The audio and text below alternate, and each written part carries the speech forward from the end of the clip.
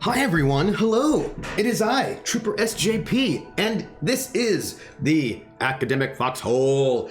It is Saturday, which is our PS4 day, and we are going to see, hey Javai, if the PS4, hey PH, how are you doing? Hey Prax, we're gonna see if the PS4 works today. That is a question. Hey Prax,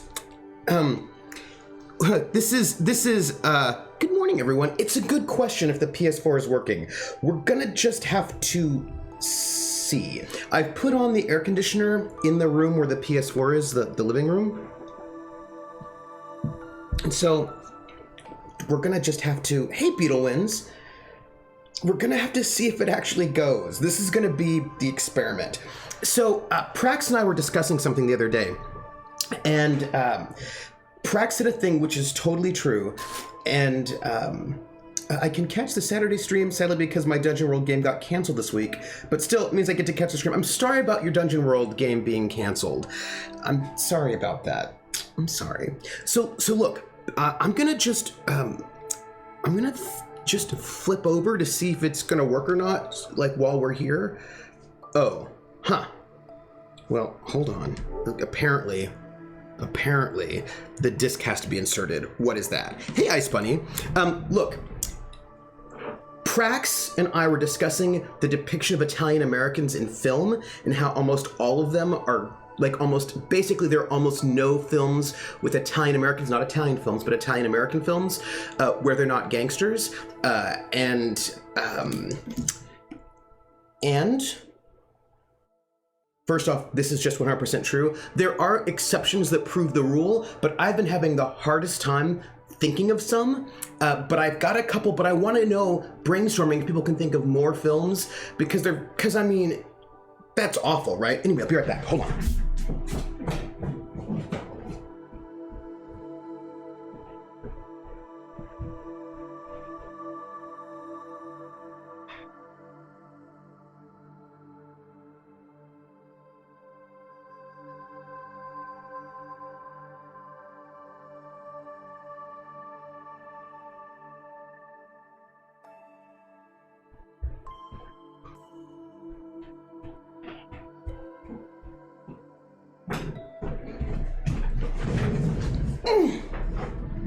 Okay, I'm back. Yes, right? So, right, most Italian American films, we're trying to think of films that feature Italian Americans wherein the Italian Americans are not gangsters. Rocky. Oh, yeah. Rocky.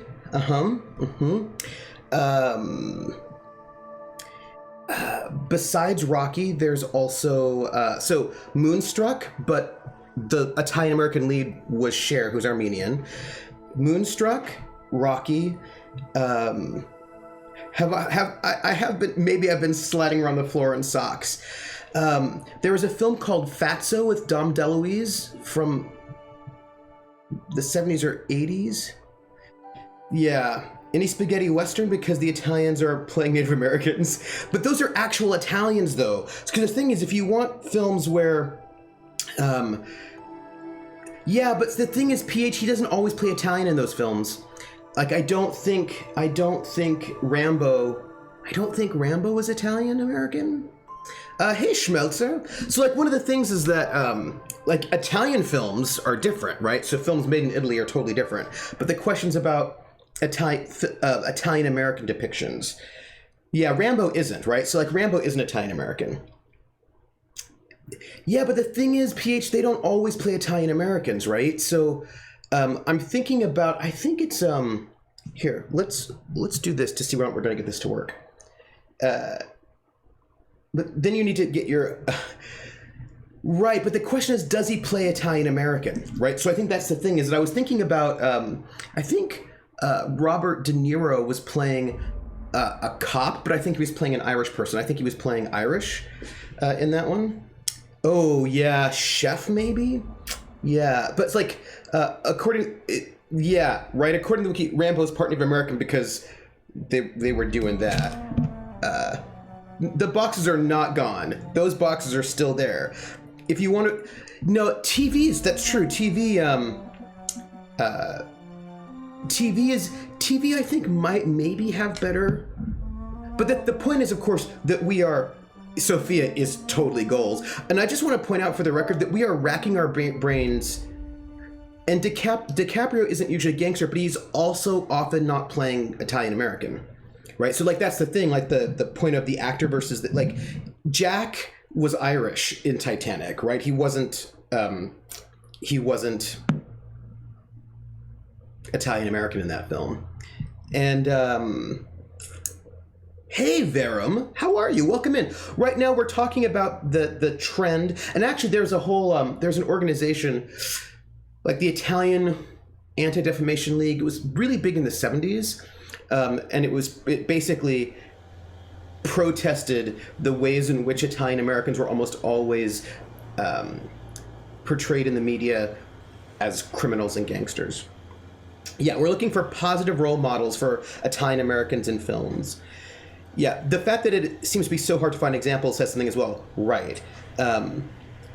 Was he Italian American in the Look Who's Talking movies? Now, I will say, speaking of John Travolta, he was Italian American in Saturday Night Fever. So, the character, yeah. So we want the character to be Italian American, in the same way, for example, that sort of finding positive depictions of. Arthur Fonzarelli. Barentor. That's I think part of the difficulty is that we usually just label Italian Americans as white, so things get obfuscated. The thing that's tricky about that, Jer, is that when Italian Americans are labeled Italian Americans, their whiteness is a little bit off. Do you know what I mean? Like when they're really framed as Italian American, they're usually not framed well, and they're usually framed as ethnic in a way that, like, they don't sort of necessarily get to be neutral. Oh, by the way, these were doors we wanted to go through and kill the things.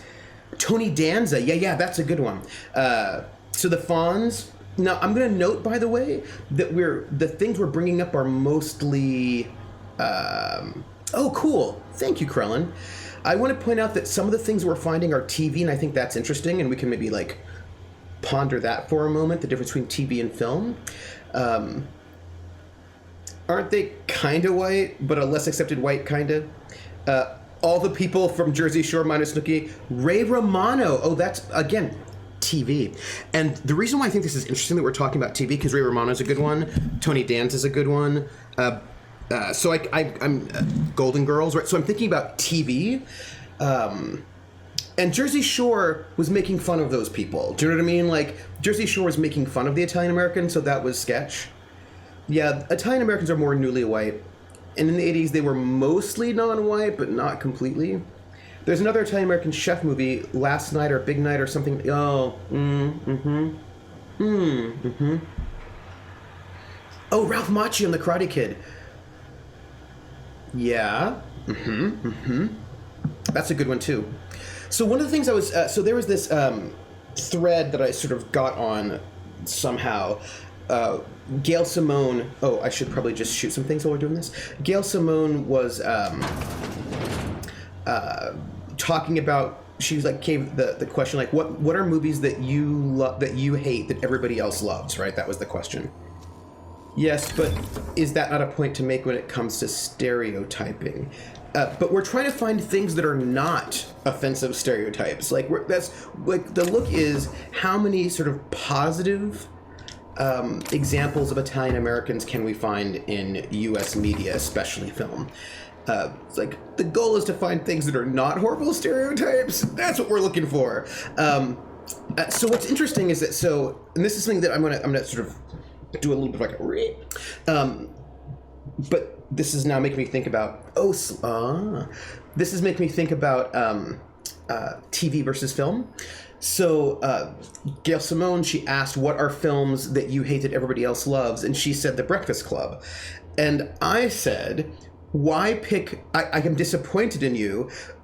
Why pick one creepy John Hughes film when you could have multiple creepy John Hughes films? For example, The Breakfast Club, 16 Candles, and Weird Science, right? Because those films are all pretty creepy. So looking at a list of Italian Americans, I would say about 60 to 70% are known for playing gangsters. So it's definitely a thing, yeah. And for a long time, that's all you would get. I don't like The Godfather. I found it kind of boring. Me, I do like The Godfather. Partly this is because I grew up watching it with my dad, and he would translate the stuff from Sicilian into English, and like there's like a relationship, right, that I have with that film. Carlin says, The Breakfast Club is the least creepy one, though. It is the least creepy one. Like, I mean, 16 Candles and Weird Science are way creepier than Breakfast Club. Breakfast Club is like irritating and annoying, but like it's like 16 Candles is a whole mess. Oh my god, that movie, man. Oh, so bad. Anyway, there's a person who clearly loves the John Hughes films, and for whom those John Hughes films were very, very important to her. Mostly because the worst part of John Hughes films are limited to being constrained by the school library. That is true. The Godfather is at least framing the gangster lifestyle as a bad thing. But Prax, I would say that it's not just that it's framing the gangster lifestyle as a bad thing. No, I think it's not just that, because Goodfellas does too, but again, like, you know what I mean? But I think the difference is that, for me, the difference between something like the Goodfellas and The Godfather is The Godfather shows more than just gangsters in it, in the sense that it is like a much larger story, right? I mean, like you have different types of gangsters. We're gonna do another salon. But also, like, I think it's not, but I think that for me, as opposed to Scorsese keeps glorifying the gangsters. Oh, that's interesting. But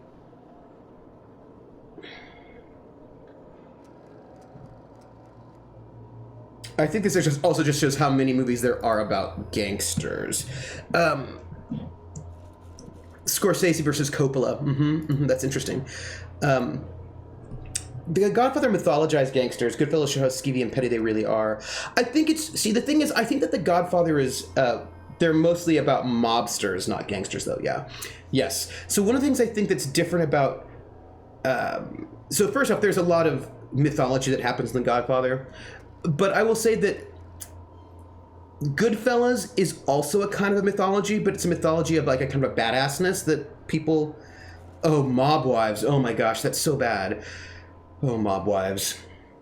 But what I think makes The Godfather for me a little bit different is that it is a larger story, right? So it's about, okay, one, there are non-Italians who are mobsters in those films, right? So you're sort of looking at, you see sort of some larger organized crime situations. There are people who are Italian Americans who are not organized criminals. There's sort of debate about it. There's thought about it. There's some kind of like, basically, it's a mob film. It's very much a mob film, but I think it's also doing some other things.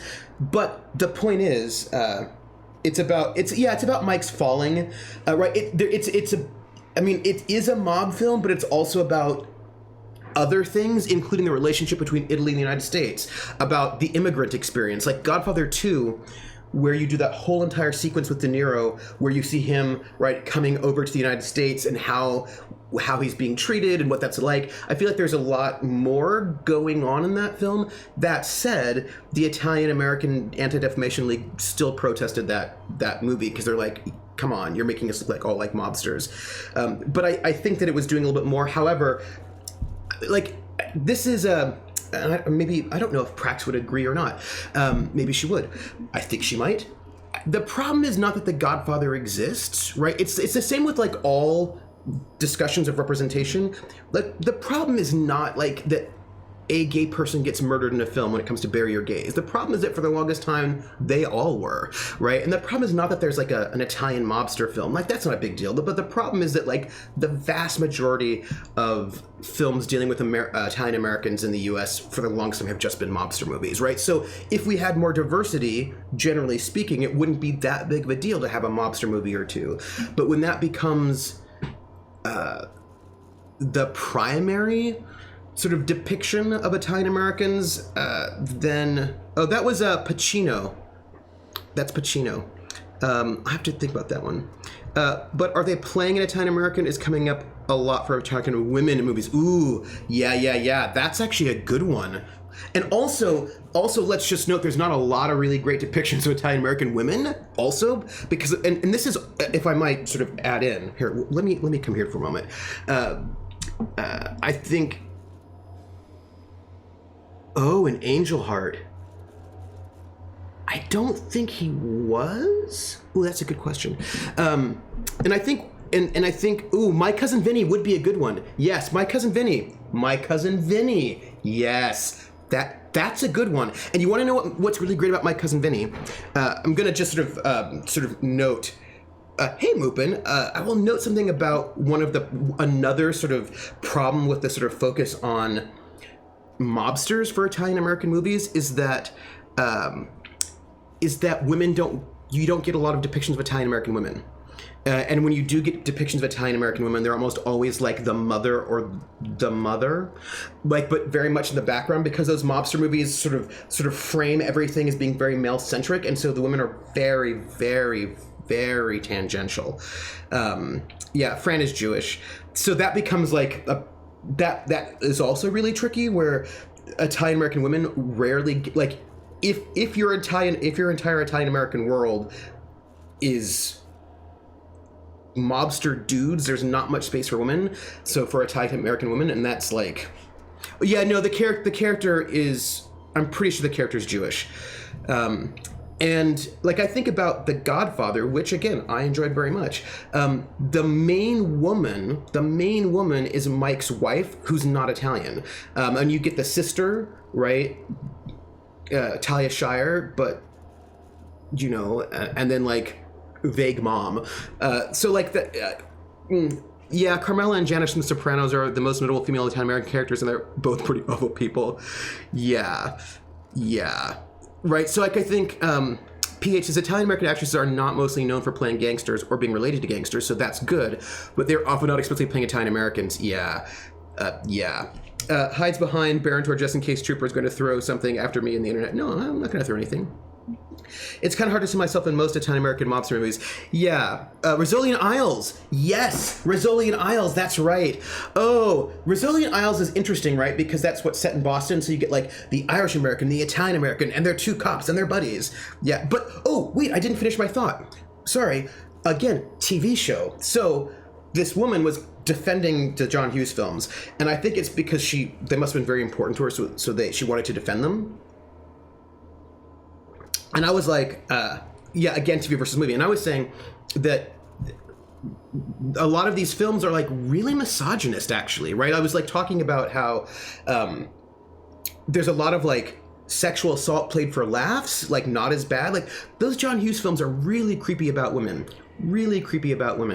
and also there are no people of color in any of those John Hughes teen films, except for like maybe like Long Duck Dong, and that is not good. And her defense was,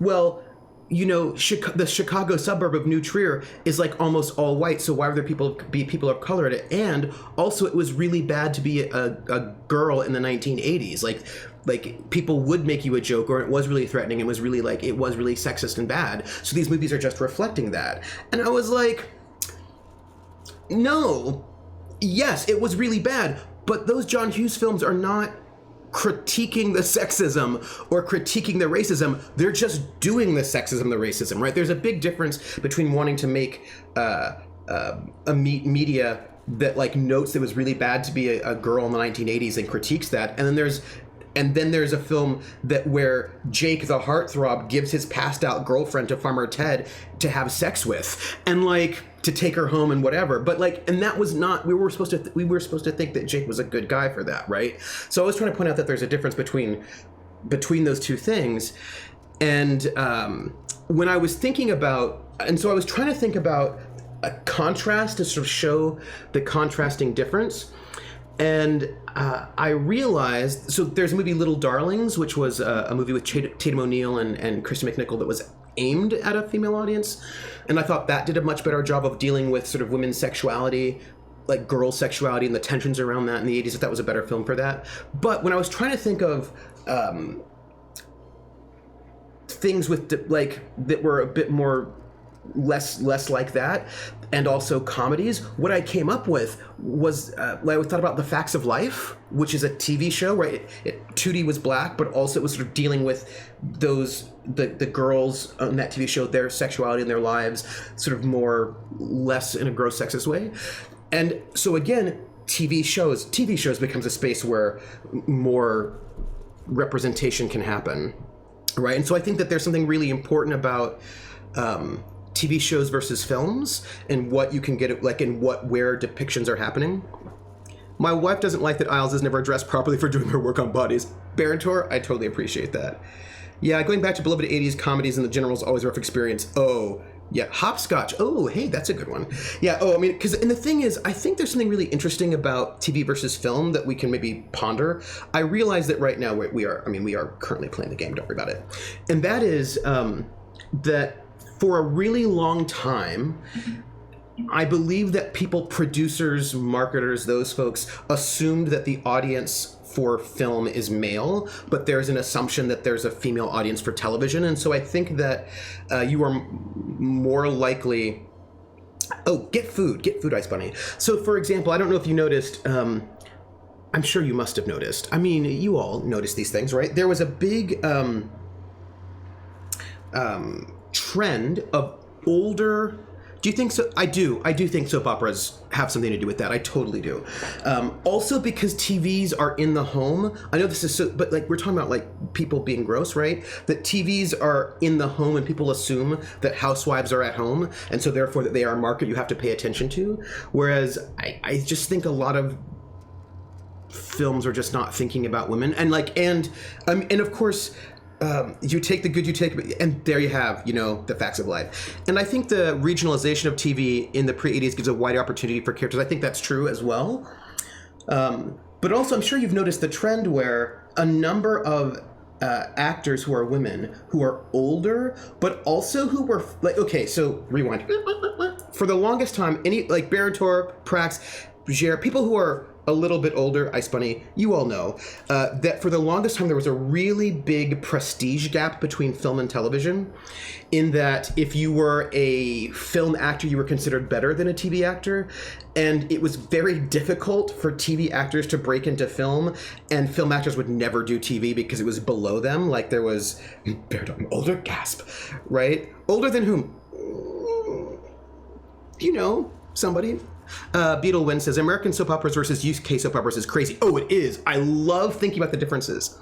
UK soap opera, heroin addict steals a car and runs over a kid. American soap opera, a ghost tells a character where the treasure's buried, someone comes back from the dead.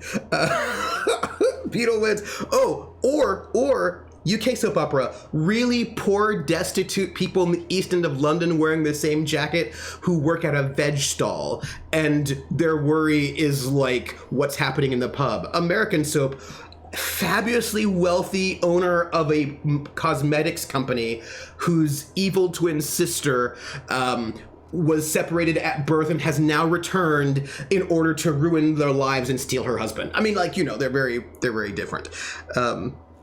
Origami, I guess that you were like 8 years younger than I am, or so. 15? 8 to 10 years younger than I am? I mean, I'm older than you, Origami Shuriken. Come on now. Don't even start with me. TV was where film actors went to die, right? How old is... Old enough to remember the 80s is where I'm going right now. And 80s, early 90s, like that sort of moment. But now we've really shifted, right? TV has really has changed. And HBO, right? Yeah, Beetlewind, totally. HBO did a lot to make TV a proper thing. But, okay, good, Origami, good. So then yes. And what's really interesting to me is that, like, I remember when I first started seeing legit film actors doing TV, and I was like, oh, what? And what's really fascinating is that I don't know, when we got into the golden age of TV, right, with, like, Oz, The Sopranos, like, that sort of moment of cable sort of doing And when people say the golden age of TV, I think what they really mean is that TV started getting respected as an art form.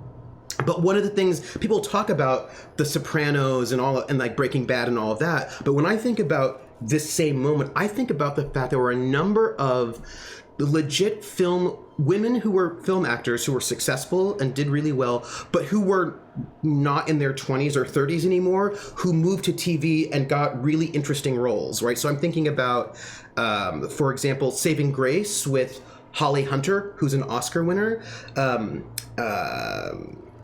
What's her name? I wonder what the internet TV has done for the public view of TV shows. That's really interesting too. It's clearly shifted things. I should have been respected as a true art form the day Magnum PI got mauled by a parrot. Yes, that is true. What's her name who was in Battlestar Galactica? She was in Dances with Wolves, right? So her. Kira Sedgwick in The Closer. Like there are a bunch of these TV shows where like real, like, I mean... And these women, when they were asked, when they were like, "Oh, Halle Berry did a TV show," and when these women were asked, like, "Why would you do television?" They said, "Well, because we can't get jobs in film, right? Like, the film industry is really bad for women who are not young, and so, but we can get really good roles." Oh my gosh! Now I'm thinking about it. Frankie and what's her face, which is Jane Fonda and Lily Tomlin. They have a TV show. It pays the rent, F off. But I think more than just it pays the rent, but now they're actually getting really good. Frankie and Grace, thank you, Barantor. Now they're getting good parts. I mean, you look at, for heaven's sakes, American Horror Story has Jessica Lange in it, Kathy Bates, Angela Bassett. Like the quality, like these are like legit major stars. Yeah, and that was the start of it. Yeah, that's right. And now it's just getting better. And I think that what I think is really interesting, going back to I legit don't think the differences exist anymore. Yeah. And I think that's really interesting. And you want to know what's really interesting? And this goes back to something that Prax said, because I want to sort of name check Prax on this one. I had seen the trailer for The Old Guard, and I assumed that it was a summer action film that was going to be in the theaters, but Prax pointed out that it's a Netflix film. Yeah, right, yeah, Barantor, exactly. Netflix is streaming media like The Old Guard. Like, The Old Guard is what you would expect to come out of a major studio for like a summer release, but it's coming out of Netflix, and that is really interesting to me. That surprised me still. I was like, oh, what? These days, A-listers are everywhere. It mostly exists still in the mind of some of the older generations. Yeah, I think it does. There's still a tier. It's just that TV has a higher tier than it used to. Yes. And the thing is, you know what's really interesting about A-listers, and this is something I actually didn't learn until more recently. Perhaps you'll find, maybe you already knew this. I didn't know it. Maybe you'll find this interesting. Krellin says, I mean, there's still a tier of movie star who makes tens of millions and they're still not TV stars, and that is true. But here's something that I didn't know until recently. The A-list is an actual thing. It's not like just things that people in general talk about. Like, there's an actual list. And there is an organization or a guy, a person, like there's like a Hollywood insider who came up with the idea of the A-list. And while Netflix made it, it was originally going to be dual release to theaters. Oh, COVID. Yeah. And what's interesting is that the A-list, it was like an actual thing. It wasn't like a... Yes, thank you, PH. Aaron A. Aronson. Wait a minute, hold on. No, what's his name? Hey, Volpes. So the thing is that the A-list was specifically, and it's actually an insider thing, is what it was. And this is really fascinating. What it was about a way to measure bankability for producers, right? So if you're an A-list actor, that, side note, says Eva, it's going to be interesting to see how COVID changes the entertainment industry. Yes, it is. I'm very interested to see what that's going to mean. Jared says, I think the pandemic is also going to push more small screen content as well. Beetlewind says, by the way, I just love our community. Side note, I think the franchise building of the Marvel movies has done a lot to break down the TV barriers too. Not just in an obvious way, more to do with the notion that property is not properties, not stars, drive movies. Now, yeah, that's very interesting. And of course, stars still do, but that I think is true. Oh, right. So the A-list is about... So if you want to make a movie, there are all sorts of things about getting investment funding and also like there's a bunch of like behind the scenes production stuff that that are involved in making a film. And A-list actors on the A-list that were determined to be on the A-list are actors that if you have them in the film are going to help you secure funding. Like it's like a very, or you know, they're basically big enough names and draws that, well, in a specific way, it's about whether or not you can get funding off of them. So you could be somebody who everybody knows, but if your being in the film doesn't drive production funding, then you wouldn't be A-list. You might be famous, but you might not be A-list. So there's something really interesting about it actually having a practical function when it comes to what an A-list is. And I think in that way, right, it's about bankability, and so that becomes really interesting, right? Whether or not you are bankable, and if and like it's about capitalism, right? Is what the A-list is about, and I think that's really interesting because I was talking with a friend of mine about that, wherein there are people who are like, okay, and also I think with the A-list there's a lot going on in terms of larger publicity, right? Whether or not you are seen in magazines, and whether you drive, like, are you driving magazine sales? Are you like, I think there's a lot traditionally, but what does it mean in the current era is another question. There are also more and more Broadway being streamed, which is a good thing. Yeah, so like, for example, here's an example. Is, okay, a classic A-list star from back in the day would be somebody like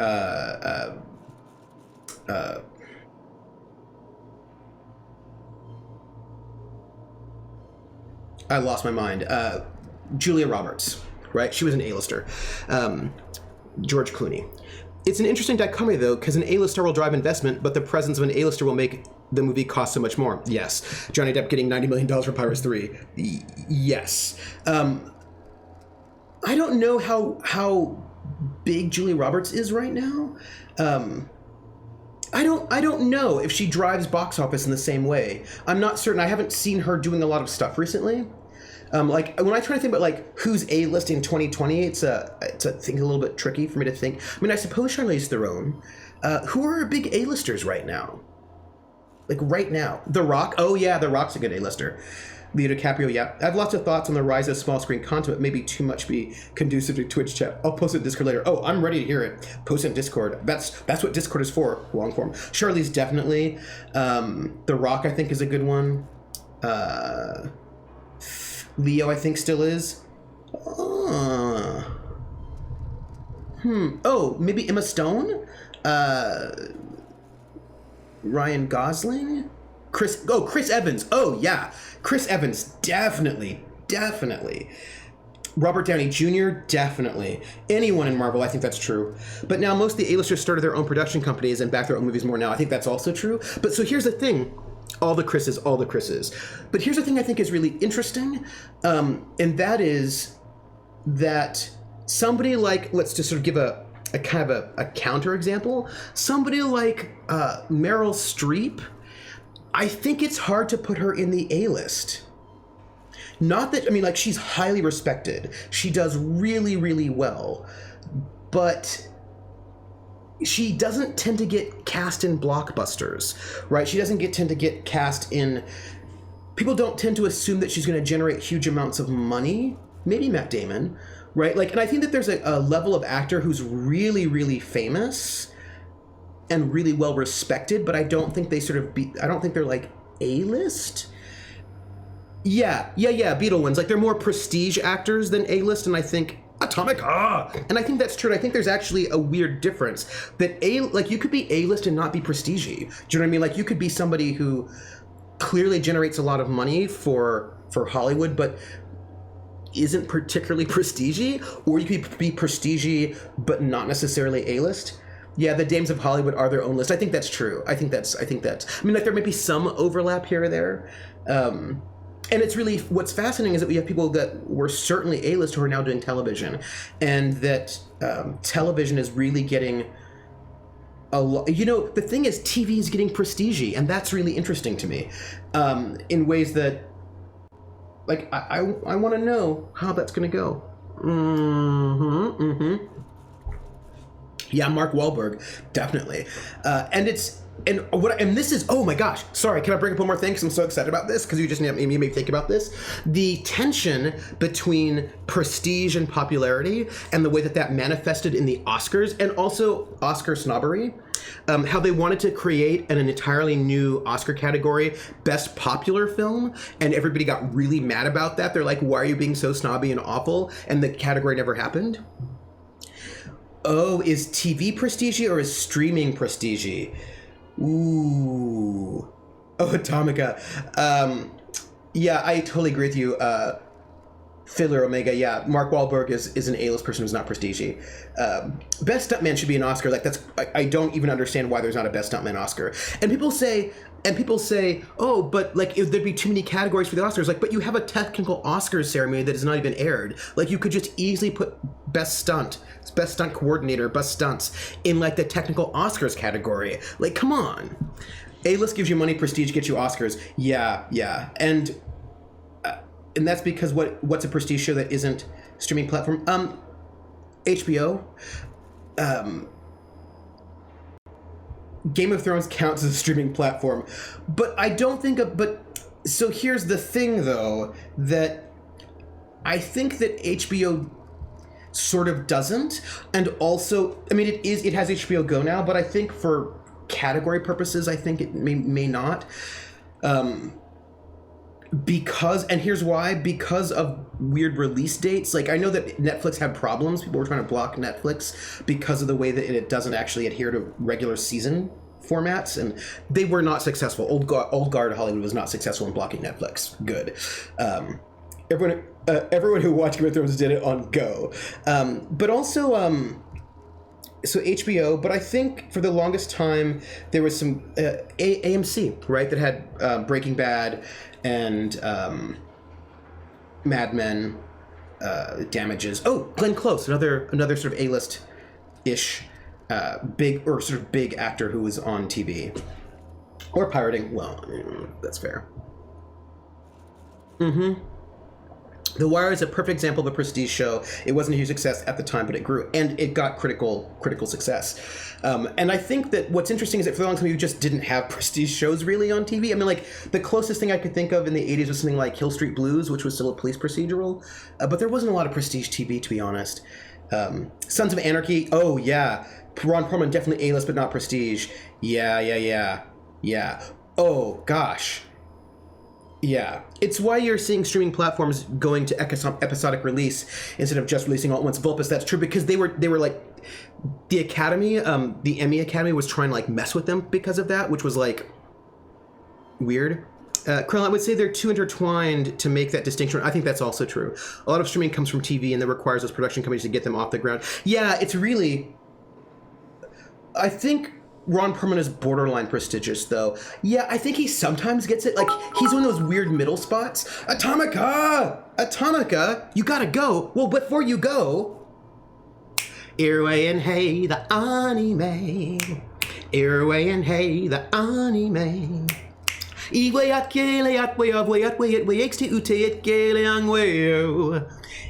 and hey, the anime. Ide iskes arani say. O me andi adiation pray uyare utre you stay on way on reo. Iwe ever eat red leons lay, of way at brains lay ute day. And when we see the anli or ukle at the eye in the eye, we're in the money. We're in the money. We've got a lot of what it takes to get along.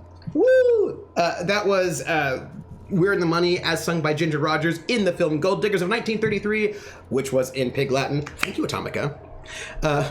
Ron Perlman is the poor man's prestige actor. So interesting. And so I think there's something really fascinating by the ways in which we clearly, and here's a funny thing, right? I think about A-list And now we have to see where this changes, right? I think that things has... Ron Perlman was not A-list, sadly. He isn't a mainstream enough name to pull viewers from the mass market. Same as Angelica Houston. Oh, Angelica Houston. Yeah. So here's the thing I think it's really fascinating that... and again, I don't know what it means for today when TV has changed so much. Like what TV has changed so much. I'm not quite certain how some of these categories work. Basically, if an actor gets to a certain age and is still acting and hasn't fallen to the bargain bin DVD movie with names like Time to Kill, then they get to prestige. Or they're action stars and they're 80 years old and they're still making action movies. I'm just saying, like, some of our action movie stars are not young, and they still get to do their thing. Like, I don't think Arnold Schwarzenegger is going to ever get to prestige actor. I mean, you know what I mean? I just... so here's the thing I think is really fascinating. Thinking about the distinctions between, like, what does TV mean in the current day? If we go back a little bit, there were numerous people who were clearly top tier people, like massive people when it comes to TV and generating huge... Helen Mirren does both. She does both. But she's like a prestige actor still. Do you know what I mean? Anyway, but they don't end up being, hey, in the 80s, even Gene Hackman was an A-list actor. He would take anything. Has Will Smith made prestige yet? I think he's trying. I think he's straddling the line. I think it's tricky. Just full of old action stars was my meaning with these. Oh, yeah, that's right.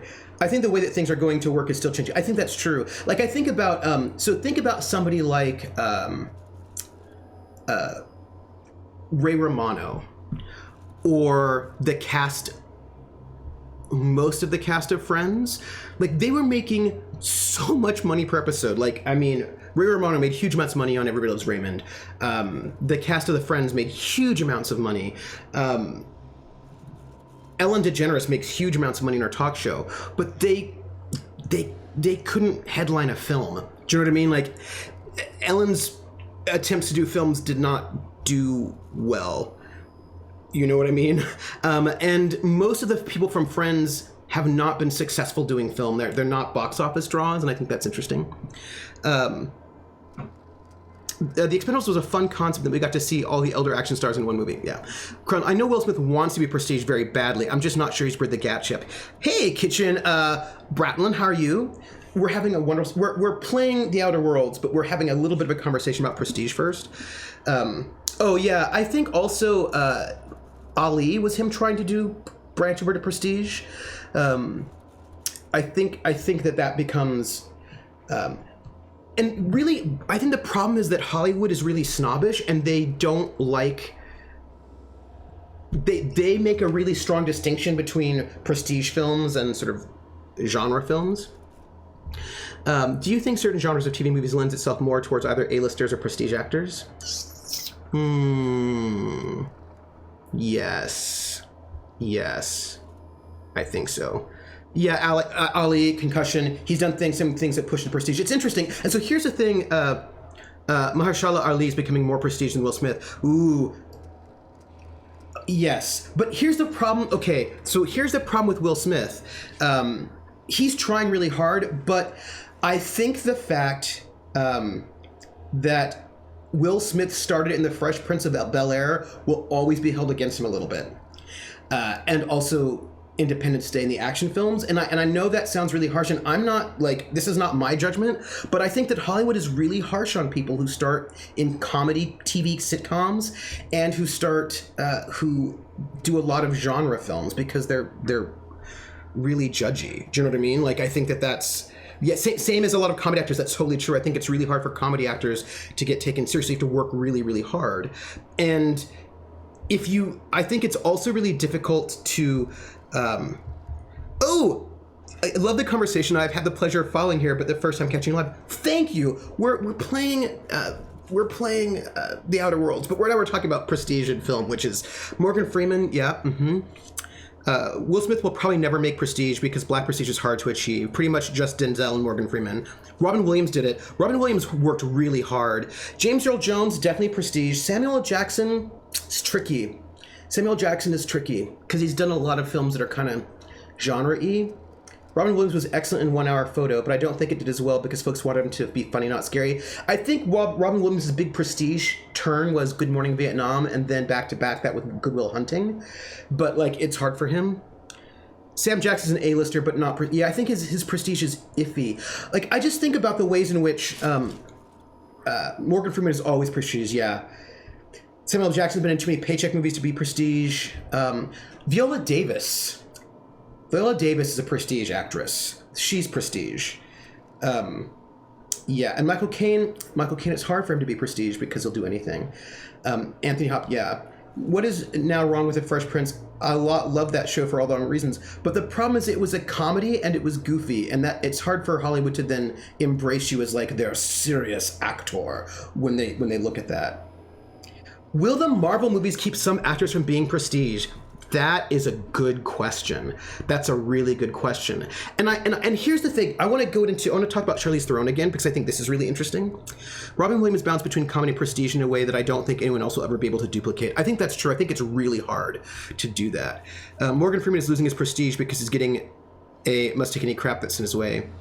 Why is comedy now bad? Comedy is not bad, but a lot of people don't think that comedy is as important as drama, and that actors who are in drama are better actors. I mean, if you look at who wins Oscars or the Palme d'Or or all those big acting awards, it rarely goes to comedies. Like, it goes to comedies very rarely. It's really hard to get big film awards if you're a comedy. Yeah, Crowell's right. It's been dismissed as lowbrow, and that's tricky, right? Beetlewen says, I'd say yes and no to Marvel movies. I think Chris Evans and Robert Downey are almost prestige, but Chris Hemsworth and Guardian actors are A-list. Yeah, comedies for commoners. Yeah, I mean, it's that thing you like, Truba. Hey, how are you? We're talking about prestige. We're playing. I'd be playing a little bit more Outer Worlds right now, but I have to read something, and so we're chatting. Hello, my beautiful exes. Hello. So this is so I think one of the things that's really interesting about that sort of like lowbrow to highbrow thing. Actually, Jim Carrey does great in drama. I will watch his dramas where I will not watch his comedies. Like, seriously, that scene with Will asking Uncle Phil why his father doesn't want him, heartbreaking and heartbreaking. Yeah, it was really, really good. But you know how people are. The people in charge want to appear high class and exclusive, so they make arbitrary judgment calls based on genre and themes a lot. They do.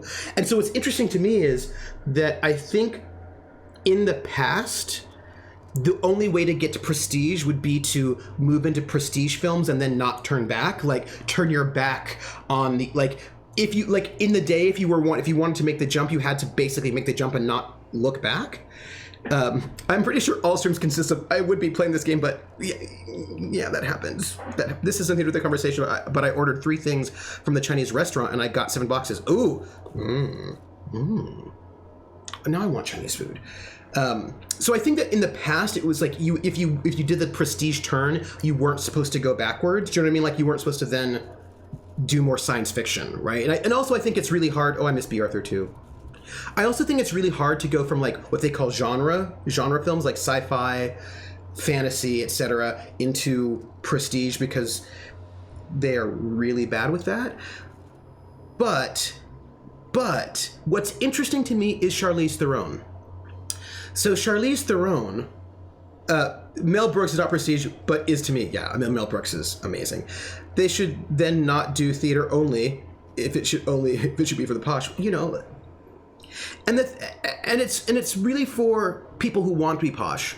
But I think Charlize Theron and also Angelina Jolie. And I suppose Brad Pitt, actually. Those 3 are really good examples of people who started off not necessarily prestige-y, went and got prestige cred, and then went back to doing big, massive, popular things. And then also he would go back and forth between prestige things and blockbusters. And that's really interesting because I think that's kind of new. Hey, Artie Snack, I'm having a great day so far because we're talking media, which I love. So now I'm very happy about it. I have no unit into this. I know nothing about it, so just learn. Oh, yeah, prestige used to mean doomed to live to a life of Shakespeare adaptations, would be biopics. Well, that's true, Beetle wins. What does Kenneth Branagh count as? I think British actors are a little bit tricky. Because if you're a British actor who stays in the UK primarily, then I think you end up being in this kind of weird spot where you're a little bit outside of the Hollywood machine, but a little bit inside of it, and it's a little bit hard. Like, I mean, I think there's like a difference between somebody like Kenneth Branagh, who mostly just stays in the UK, versus somebody like Kate Winslet, who moved to the US and basically based her career in the US. And British actors who base their career in the US often sometimes get hassled in the UK for like leaving. So there's like a weirdness there as well. Newest since the 70s. Yeah, I think so. I think like from the 70s. Is that because they had so much money that they didn't have to care which roles they took? Yeah, maybe. Really, probably a really popular opinion, but for some reason I can't stand Charlize Theron's characters. She's a different type as far as I can tell, and they always put me off. Oh, interesting, Ro. Have you seen her in Monster? Because that was like way different. Hey, Roll DMG. My move went well. I still got a few things to unpack, but we're getting there. Guess what? I don't have a working TV, and I so miss it. That's fair. I'd label Kevin as a hack, but that's just Kenneth is a hack. Oh, Idris Elba. Idris Elba's really fascinating because he's prestige TV, and it'll be interesting to see what his film career looks like. I think of all the stars in disaster movies from the 70s. It was all the big prestige actors doing genre for the studios. Oh, Vulpes. Yeah. Oh, yeah, Ro. Monster is, Monster is a Ro, you would not even recognize her in Monster. She looks completely like she did, like that was, Monster was her first prestige film, right? Because she was doing a lot of like basically hot model chick girlfriend in car movies before then, and she was very dissatisfied with that, so she produced this film Monster about Eileen Wuornos, who's a serial killer. Christina Ricci's in that one too. So she did that, and like it was a complete transformation, and I think she got the Oscar for it, or at least she got nominated. I don't know if she won, but she might have won. But she at least was nominated, and so that was like a very, very, very different role for her. I know a lot of UK actors started in theater. Ian McKellen, Judi Dench. Oh, yeah.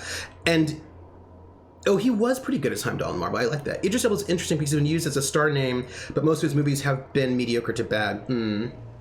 But by prestige, what do you mean? I'm not aware of the difference between normal film and prestige film. Yeah, she won for Monster. So that thing you like, basically there's a kind of a film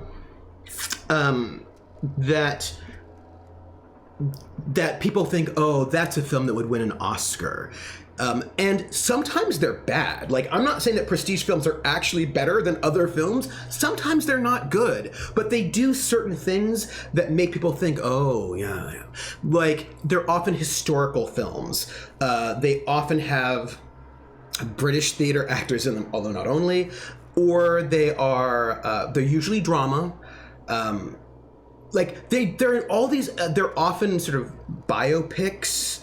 Yeah, super, they're really sort of those films that are designed really for Oscars, and sometimes they don't actually do well in the box office, but they have a particular kind of, they're a little bit artier, but they're also usually not super art films. The Cook, the Thief, His Wife, and Her Lover. Art films would be a good prestige film would be something like, recent ones? Oh, this will be tricky. So like, what would be really good recent prestige films?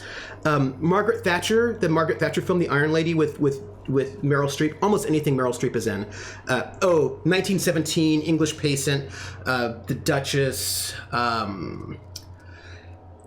almost anything with Meryl Streep, almost anything with Daniel Day-Lewis. So like No Country for Old Men, Tinker Tailor Soldier Spy. They appear high class and The Piano. They appear high class and intellectual, make people feel like they can say other things just aren't refined enough to enjoy it. Beauty, American Beauty. Boyhood, that film that Linklater like filmed over 10 years. Artie Snack says, I tend to watch a lot more TV than movies, so personally I tend to like the actors there than your typical movie stars. I mean, and the thing is, that's the thing, that really TV's becoming more respected. What else? Certain directors tend to do sort of prestige films, like what's his face? Do none of the films I'd enjoy. So none of the films I mean, you don't have, like, I'm not saying that you have to like them, or like, and I actually do like quite a lot of prestige films, but I also like sci-fi films and fantasy films, like, you know, and there are also some prestige films that I think are really bad. Like Crash won the Oscar, and I think that was a bad film. I just think that was a really bad film. I think that Crash was not good, but my opinion. A lot of time the critic called the actors brave. Oh, yeah. My personal definition of movies that I categorize as film or cinema, yeah. Would stuff like La La Land also qualify? Artie Snack. La La Land is really tricky because here's where, okay, I'm going to tell you the trickiness about La La Land. I think this is really interesting. Musicals don't tend to be prestige films historically. Back in the day, they won Oscars all the time, but the Oscars were a little bit different, like in the 40s and 50s. But like nowadays, like musicals don't tend to make you prestige unless Gran Torino, ooh, borderline. But the thing about La La Land is that La La Land was about Hollywood, and Oscar voters love films about themselves because they're a little bit self-centered, right? So they love films about themselves a lot. So they tend to vote for things. So like La La Land is that weird thing where, because it was about old Hollywood, like Oscar people loved it, but yeah. So like, but it's still a musical, so it was a little bit tricky, you know. Yes, they like some self-aggrandizing films, you know. Yeah, I'd say prestige movies are super po-facing, take themselves very seriously, while musicals are inherently camp. Yeah, but the thing is, you can do musicals in a less campy way, and what's interesting is I think that musicals that try to turn down the camp value often get more prestige than ones that don't. Do you know what? Like, for example, Chicago got lots of love, and I think that one of the things that Chicago did was they really tried to make it more realistic by having all the musical numbers inside of Roxy's head, and like they kind of try to turn down the camp value in a weird way, and I think that's one of the reasons why it got all that love as opposed to something like the one that came right before it that helped revive Moulin Rouge, right? Yeah. If your film isn't a bit of something I saw recently that was written by Eric Idle, is What About Dick? I highly recommend. Oh, okay. Yeah. So it's just like, it's just interesting to me, and what I think is fascinating is that I think. We were talking about the Marvel movies, right? And I think we could maybe go back one more step with the Lord of the Rings, and that is that more recently, What About Dick is narrated from the perspective of a piano. Ooh. Well, that's cool. So I think, Lord of the Rings, the Marvel movies, and Black Swan, and Birdman. So there are a couple of these, like, the Oscars don't like giving acting, directing, Best Picture Oscars to movies that are sci-fi, fantasy, things like that. They don't like doing it because they're snobs. But Lord of the Rings was this big, huge deal. I took some photos of... Oh, did you really? You took photos of Black Swan? Ooh. Now, when you compare La La Land to the one Bjork did, Dances in the Dark, it's just fluff. Well, that is true.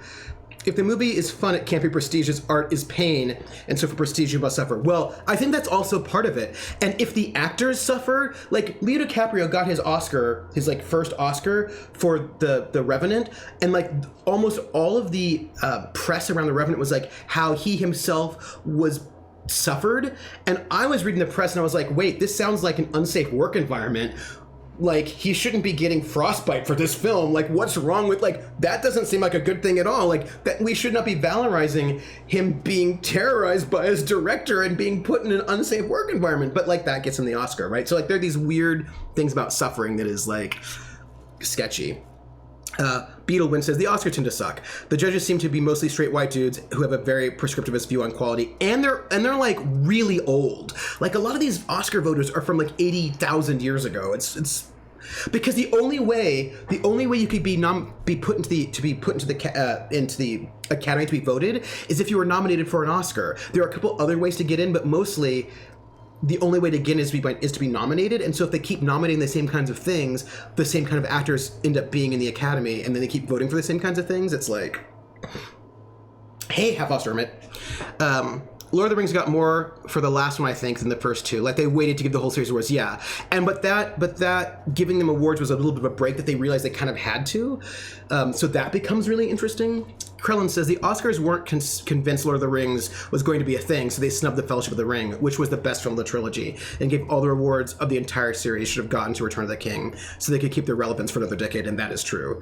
It reminds me how glorified method actors are, says Half-Off Dermot. Oh, yeah, and also, they're not even doing the method right. Like, I mean, it's not, like, it was like, oh, it's Stanislavski. It's like, well, it's not really Stanislavski. It's kind of like a weird version of it. It's weird. And most don't even watch all the films. It's true. And that's, yeah. I feel like half the reason he got that Oscar for that movie was that they felt he was owed after so long, and that just happened to be the movie. Yeah.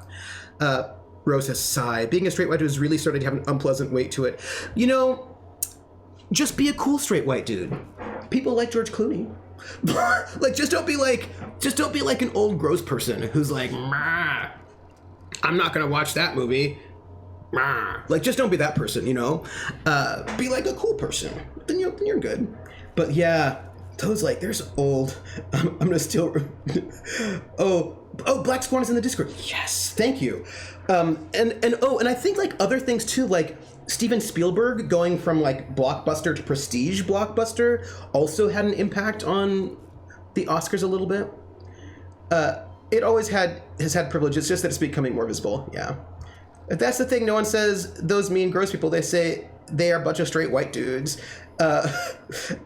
You know, I think, well, they like George Clooney until they look at his dating life. Well, he's married now, right? To, like, a international rights lawyer. What's her name? I can't remember her name. Human rights lawyer. Yes, and her name is Amal. Yes, that's right. Yes. The problem is, is that groups are also symbolic, right? Amal Clooney. I don't remember her maiden name though. I was trying to remember her maiden name. She's very cool. The problem is it's about power, right? That as a category group, you look at the Oscar voters who have predominantly been older white dudes with a lot of power, and they have just been kind of gross. So it's about, like, not Clooney's her maiden name. Yeah, white is a made-up category, and that people with low melanin can self-opt into. You don't have to be a white just because you're low melanin. Alamuddin. Oh, thank you. The big negative of being a straight white dude is that you're sometimes lumped in with the others. You still have it pretty good compared to the most groups, though. You know what's really interesting, Table Goth? And this is actually really interesting. Table Goth, I really thank you for this comment about being lumped in. And here's one of the things that is really an interesting thing. Generally speaking, people who are marginalized have always been lumped into one group. That's one of the things that has happened to marginalized people, is that they're almost always sort of framed as being part of this group. So things like women's movies, they're not good. Women can't drive. Black people X, Jewish people Y, Italian Americans XYZ. Like that, there's been a habit for marginalized people to be lumped into a group. For example, a black person commits a crime. People are like, oh, you know how black people are? They're criminal. A white person commits a crime and people don't say, oh, you know how white people are? They're criminals. So, like, there's been just historically this habit to lump marginalized people into large groups and then judge them all by that group. And that has not tended to be the case for for white men. White men have tended to be able to be young adult literature. Oh yeah, young adults is another category, because young people are also a marginalized category in terms of power, so then they get lumped into a group. So for most marginalized people, and that could be by class, right, like region, right, in the same way that like the South is a marginalized region, and so then Southerners get lumped into one category, right? Oh, well, you know how Southerners are, right? So you get sort of like if a person who is a Southerner does a racist thing, you're like, oh, you know how the South, they're all racist. If a Northern person does something racist, nobody says that about Northerners, right? Because we're thinking about power dynamics. And so people in marginalized groups, whether it's class, region, race, religion, et cetera, sexuality, gender, tend to be all like group first. And people in the top of that power chain tend to not be grouped first. They tend to be sort of seen as individuals first. And so like their failures don't tend to sort of impact everybody. But now people are talking about straight white guys as a group, and if you have never been used to being lumped into a group before, it can be disconcerting to all of a sudden be lumped into a group when that has never been like, if you've always imagined yourself as an individual and you've never had to sort of deal with being lumped into a group, it can be very distressing all of a sudden to be seen as group first before individual first, which is how marginalized people have basically always been treated. So it's like it's a shift, right? It's a big shift. It's like it's weird to be treated that way if you've ever been treated that way before. Remind of the current Ubisoft bullshit. Yeah. You're halfway through your stream. Do you want to change? No, I'm gonna do it. Where one of the execs was all the main character of the game must be a straight white guy and threatened to fire people if they had a different opinion. Oh, Beetleman's. Ooh. And it's not marginalized minorities. It's the other, as in you know what Germans are like. Yeah.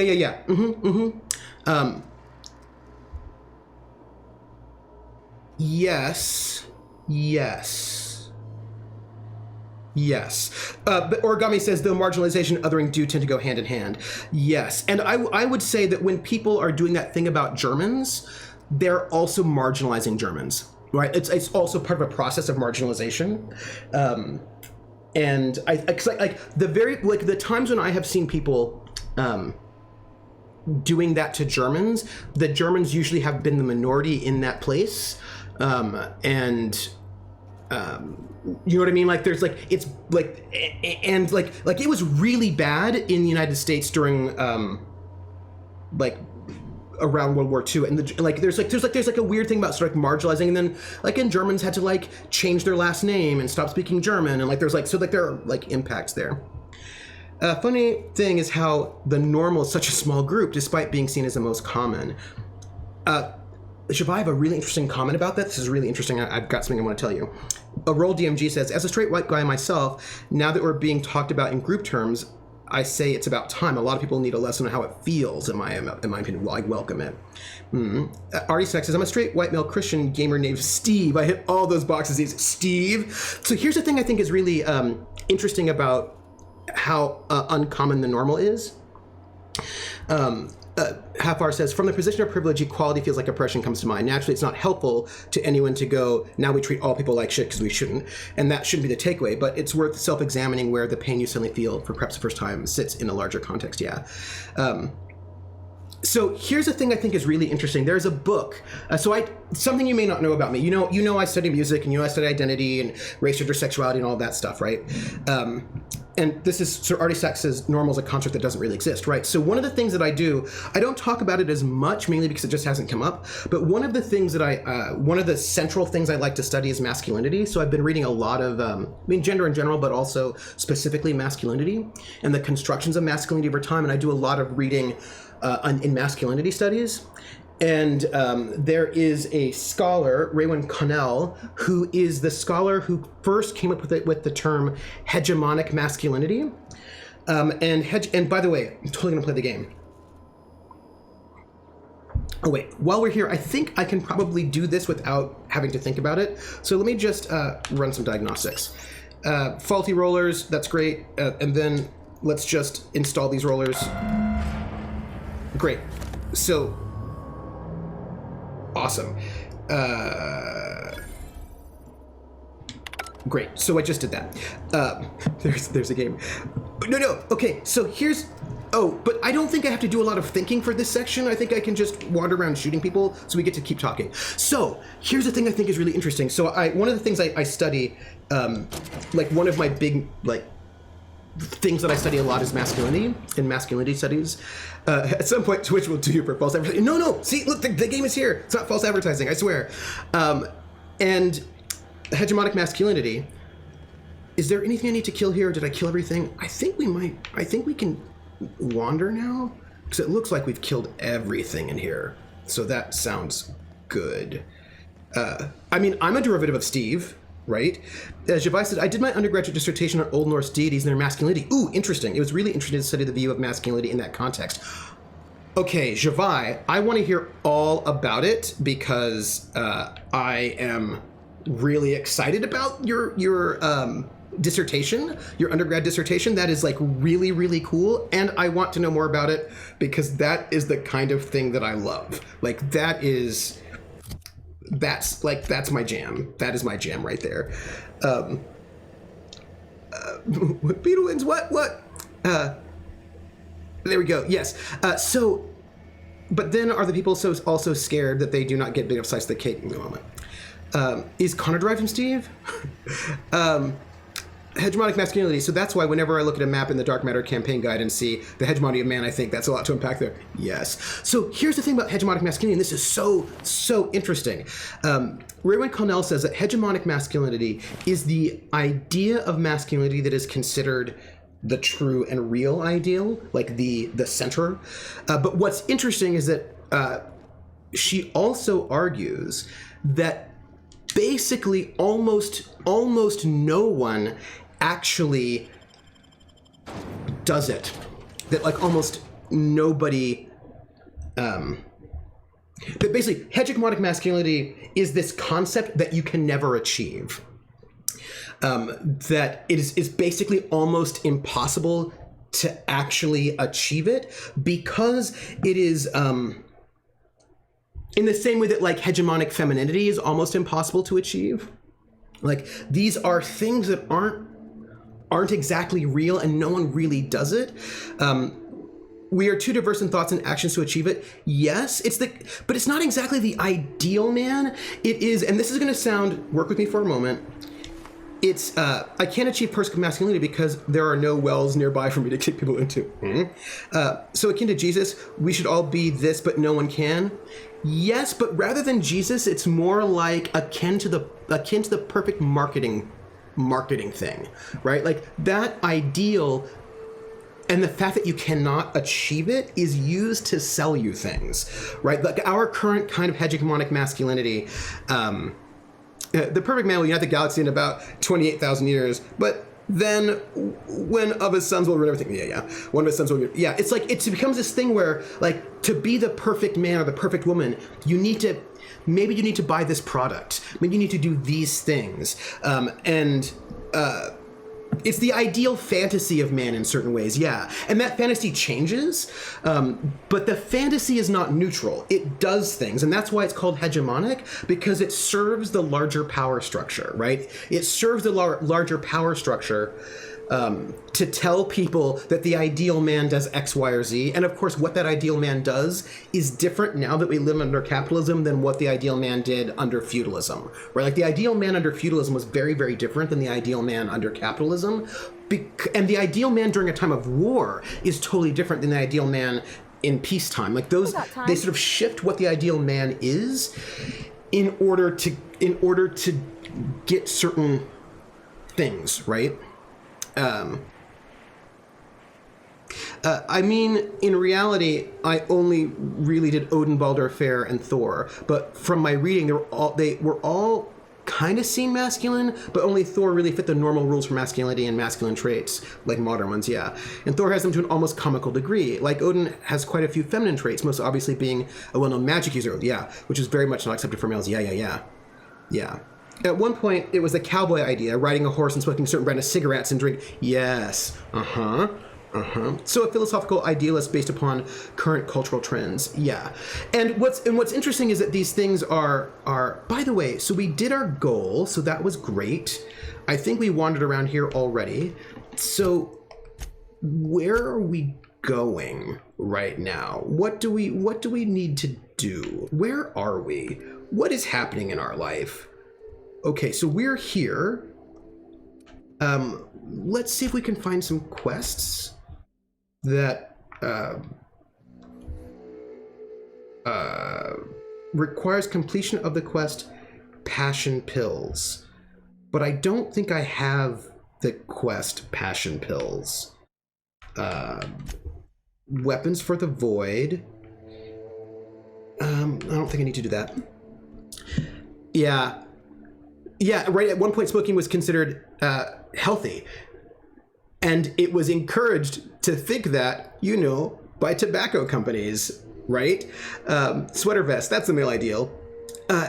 I do wonder how many ancient gods were more satirical than something to be worshipped. Like, instead of Vikings worshiping Thor, they thought, hey, be like Baldur, not like the angry hammer chucking dickhead. Well, but the thing is, of course, that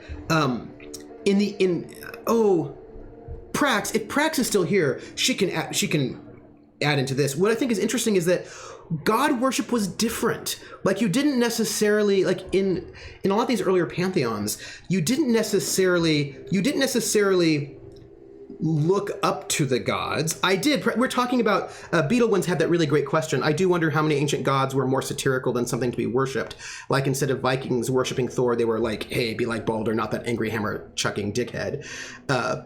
Yes, right? Like, and worship was not tied to emulations, right? And I think that's the thing.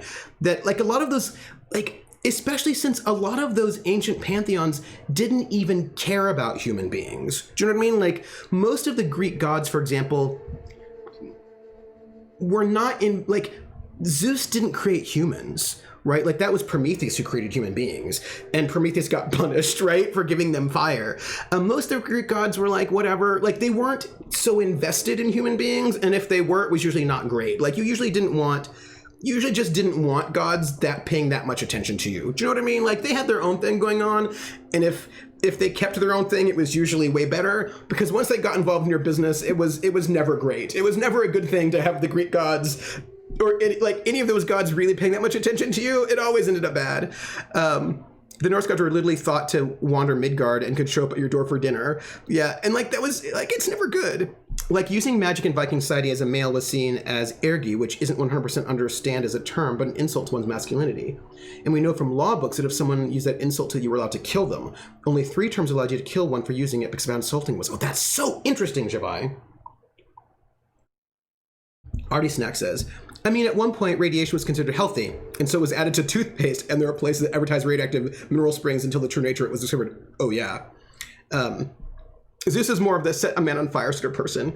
Oh, back in the old days, gods were just the ones to explain all the bad things, some of the few good things. Just an explanation of the vast majority of life we didn't understand. You know what? Okay, let's talk about how unfair the Greek gods are and how you do not want to be involved with them. How about this? Could you imagine being Paris and Athena, Aphrodite, and was it Hera? Athena, Aphrodite, and Hera show up and they say, hey, mortal, we're gods. Here's this golden apple. You pick which one of us is the most beautiful. Like, there's no win for that one. Do you know what I mean? Like, you can't, that is not fair. That's a bad scene. Do you know what I mean? Like, that is a very bad scene. No, like, that's not fair. Like, I always thought about Paris, and I thought about how messed up Hags eats apple. Like, I just thought about, like, how, yeah, excuse me while I go jump up this cliff instead. Yeah. See my streams about the metamorphosis. Yes, Praxis got great stuff on the metamorphosis. So good. Yeah, give a man a match and he'll be warm for a day. Set him on fire and he'll be warm for the rest of his life. Like, you just don't want, I never, like, oh, do you remember it was Selene, right? The goddess of the moon. I can't remember who it was. She saw some, like, hot shepherd dude sleeping and she thought he was hot. So she made him, she didn't want him to wake up. She thought he was, like, he looked really great sleeping. Endymion, right? And so she just had him sleep forever. Like, she just like, I just want you to sleep forever. So I'm going to just, like, could you imagine being his mom or, like, his dad or, like, his friends? And you're like, oh, well, our friend's gonna be asleep forever because some god happened to look on him and thought he looked hot sleeping. Like, oh, awkward. Like, that's like, that's tough. That's like a tough life to live, right? That's all. Like, I'd be like instantly squirting my eyes out. Sorry, ladies, you're all super beautiful, but as you can see, I'm currently unable to see. It's like, this is just not a scene you want to be involved in, right? Is the idea that our current standards on hegemonic masculinity doesn't exist as a single image due to the diversity of culture, or was the study you read based more on a specific demographic? No, the thing is that the idea is that the concept is real, but that nobody can actually achieve the concept really, right? That it is and of course the thing about hegemonic ideals is that they change over time. They're different, and there are different hegemonic ideals based on where you are, right? The hegemonic masculinity in Germany in the 1930s is very different from hegemonic masculinity in Japan in the 1850s, right? So like the hegemony is like the ruling ideology of your place and time. That we also do have sort of like some global hegemonic masculinities that have been exported through media, but generally speaking, there is a hegemony and it has shifted. It's very, very different, and it's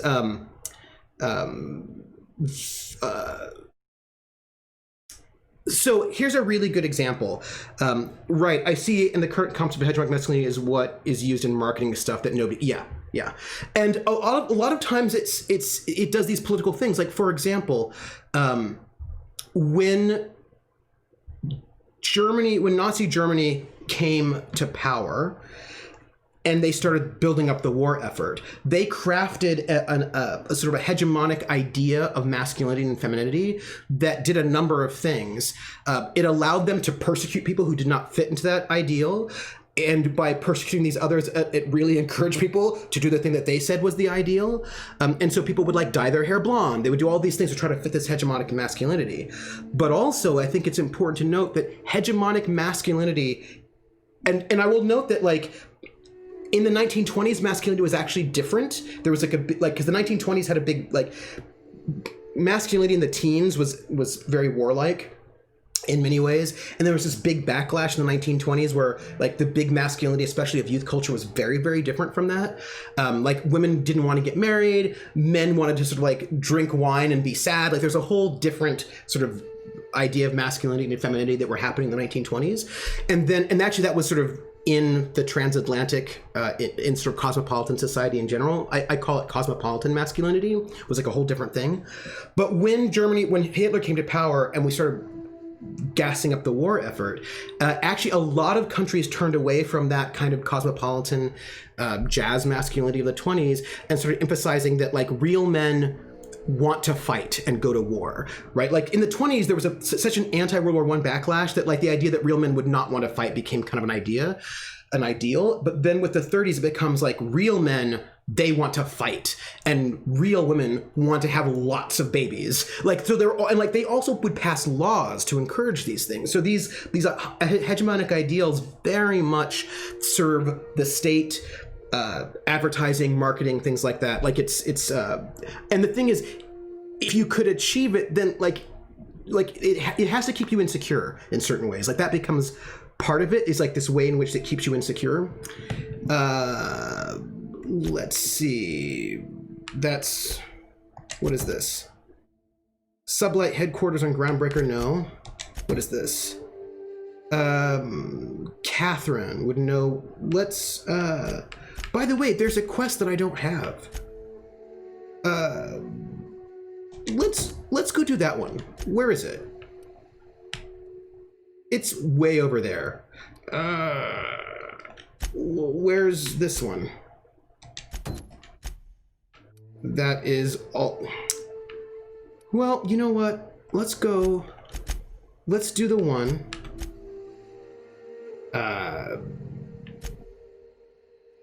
What is this? Collect drugs from sprat carriers. Well, all right, look, we're gonna go and do this one, and we're gonna just fast travel here. and then walk up. It'll be fine. Turn into a settler, slept with the captain, eat shit Greek goddesses, I'm an amphibian now. Yeah, real god stuff right there. You see a lot with boomer comics complaining about the kids and their Apple phones, where one panel will be like kids back then and they're all queued up to join the army, and then today they're just playing Fortnite. Yeah. Ooh, it's so interesting about the sort of the tensions about when sort of ideals start shifting. How do you, and here's the thing that's really interesting about hegemonic ideals is that the hegemony is about power structures, but it's not unitary. People advertising video games have a lot of money, and they have a different goal for what counts as good masculinity than, say, military recruiters, right? And so then there are tensions, and this is the thing that's like, I think it was, who was it? Was it Althusser? There's a theorist who talks about how we often think, oh no, like the man, like what can we do? We've got these huge systems, we could never fight the hegemony, oh no. But Althusser, I think it was, says, but the hegemony is not one thing. The church, the state, advertising, all of these things actually have slightly different agenda. And so they're all these big, powerful superstructures, but they actually aren't on the same page. And when they're not on the same page, there's a gap. And that gap between what these larger things want is where we as sort of individuals or not the state, not the power structures, can get in and sort of break things apart. And that's really interesting. Prax says, Beau Brummel changed an entire understanding of masculine fashion and manner, still suffering for it. Yeah. Rose says, Twitch needs to make it so streamers, mostly Trooper, can have more than one category of content at a time. Yes, that would be so cool. This way, Trooper could always have one set to just chatting, or better yet, philosophical discussion. Yes, I would love that. I would love that. Modern takes on stoicism has done a real number on society, to be honest. Oh, that is so true. That's so true. And I'm sure not here for the game. Like, we're here for the game, you know, in that sort of vague way that we are playing a game that we can walk to. Trooper's candidate should always be not just chatting, because he's also theoretically doing something else. Yes. Sometimes doing a video game. Yes. I'm wondering how hegemonic masculinity will change in the coming years. That's a great question. People seem to definitely be acknowledging and calling out that these ideals are unrealistic. Yes, really interesting too. And some media is outright combating these ideals by enforcing and advertising more achievable goals. Yes, and that's probably what activism will do as well. If we survive long enough, actual sex on a genetic level will probably become a choice. I'd love to see how that works out in the end. Oh, that would be interesting. Oh, hey, guess what? They're monsters. We're going to be shooting some things. It's going to be cool. We're going to, I forgot how I, nope. Here, nope. Here, yes, here we go. We're going to shoot some things. Oh, I think my friends are going to shoot them all, and then, oh, there's a Manta Queen. Hey, everybody, Manta Queen. Do some Manta Queen stuff. I also think there's a gap between what people actually view as masculine and what they think they view as masculine. There we go. Are you all okay? Like the ideas change differently from the reality in a way. Yeah.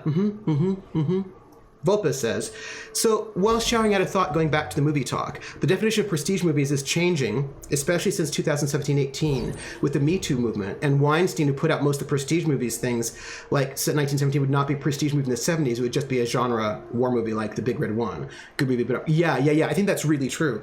Also, I mean, Weinstein did a lot to sort of help define prestige movies in really interesting ways as well.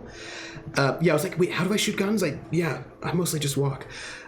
So what's interesting about masculine ideals, and I think this is, so here's a thing that I think is really interesting. And I think that one of the things about how hegemonic masculinity works, and I think this is really important, is that it tries to make you think that it is not constructed. It tries to make you think that it's normal, and this is how it has always been, right? Like, one of the things that makes hegemonic gender norms, right, masculinity and femininity. Oh, I like the breathing plants too. They're creepy, and I love that. Like, I like a good creepy, like, yeah. Like the only way one of the only ways that this works is by convincing people that it's not constructed, that it's normal, and that this is the way that it has to be. Rats. And that if you don't do it, sulfur sod and fucks out so Hayes can rest in peace. Ooh. And that if you don't do it, you're the abnormal one. Like, it works by making itself invisible. Like, that's how it functions. And so it has to, like, erase things from you, right? It has to make you think something is true and make you forget that other things were different things were true at one point in time. And then once you realize that different things were true, it becomes really interesting to me. But of a different topic, I don't get much out of... I don't get much out, so I'm curious. It seems to me that style of dress used to change a lot from decade to decade, but since around 2000, it seems to have sort of stabilized to me. Is that really a thing or just my limited exposure? That's actually, you know, Rose, sometimes it's hard to tell what the shifts are when you're in it. But once we get a little bit out of it, I think we'll see it more. Because, like, for example, I've seen a shift in how skinny pants are. Like, dudes were not wearing skinny pants just like a decade or so ago, like not that long ago. Like people like were wearing big pants, and now dudes are wearing really skinny pants. There's that weird drop crotch thing that happened, like after Bieber was doing it. That was weird. That was a thing for a while, and so I think it's still there. I just think sometimes it's a little bit harder to see it when you're in it. The weirdest boomer masculine take I've seen is in that Bruce Willis Death Wish remake, where an older male character is portrayed as being not masculine for eating protein bars. Later, when he takes a bite of pizza, it represents him becoming his boomer masculine. Like, that's weird. Do you know what I mean? You're like, wow, okay. Yeah. Oh, skinny pants are on their way out now. Hey, thank you. Go write some adventures. No, Ro, add all your thoughts because they're really interesting. So here's something that I think is really, really interesting to think about. And a lot, like, some people know this, like people who sort of study masculinity know this, but a lot of people don't. Do you know what's really interesting? Just going to say it. I think that, like, this is interesting, but in the 19th century, blue was for girls and pink was for boys. Like, that was, like, the idea, like, if you put a boy in blue, they thought that was really weird because obviously it's really clear that blue is a very, very feminine color, and pink is clearly a very masculine color. And that just flipped at the turn of the century. Like, and that's just like, and like everybody accepted that as just true and real. Like, that's just real.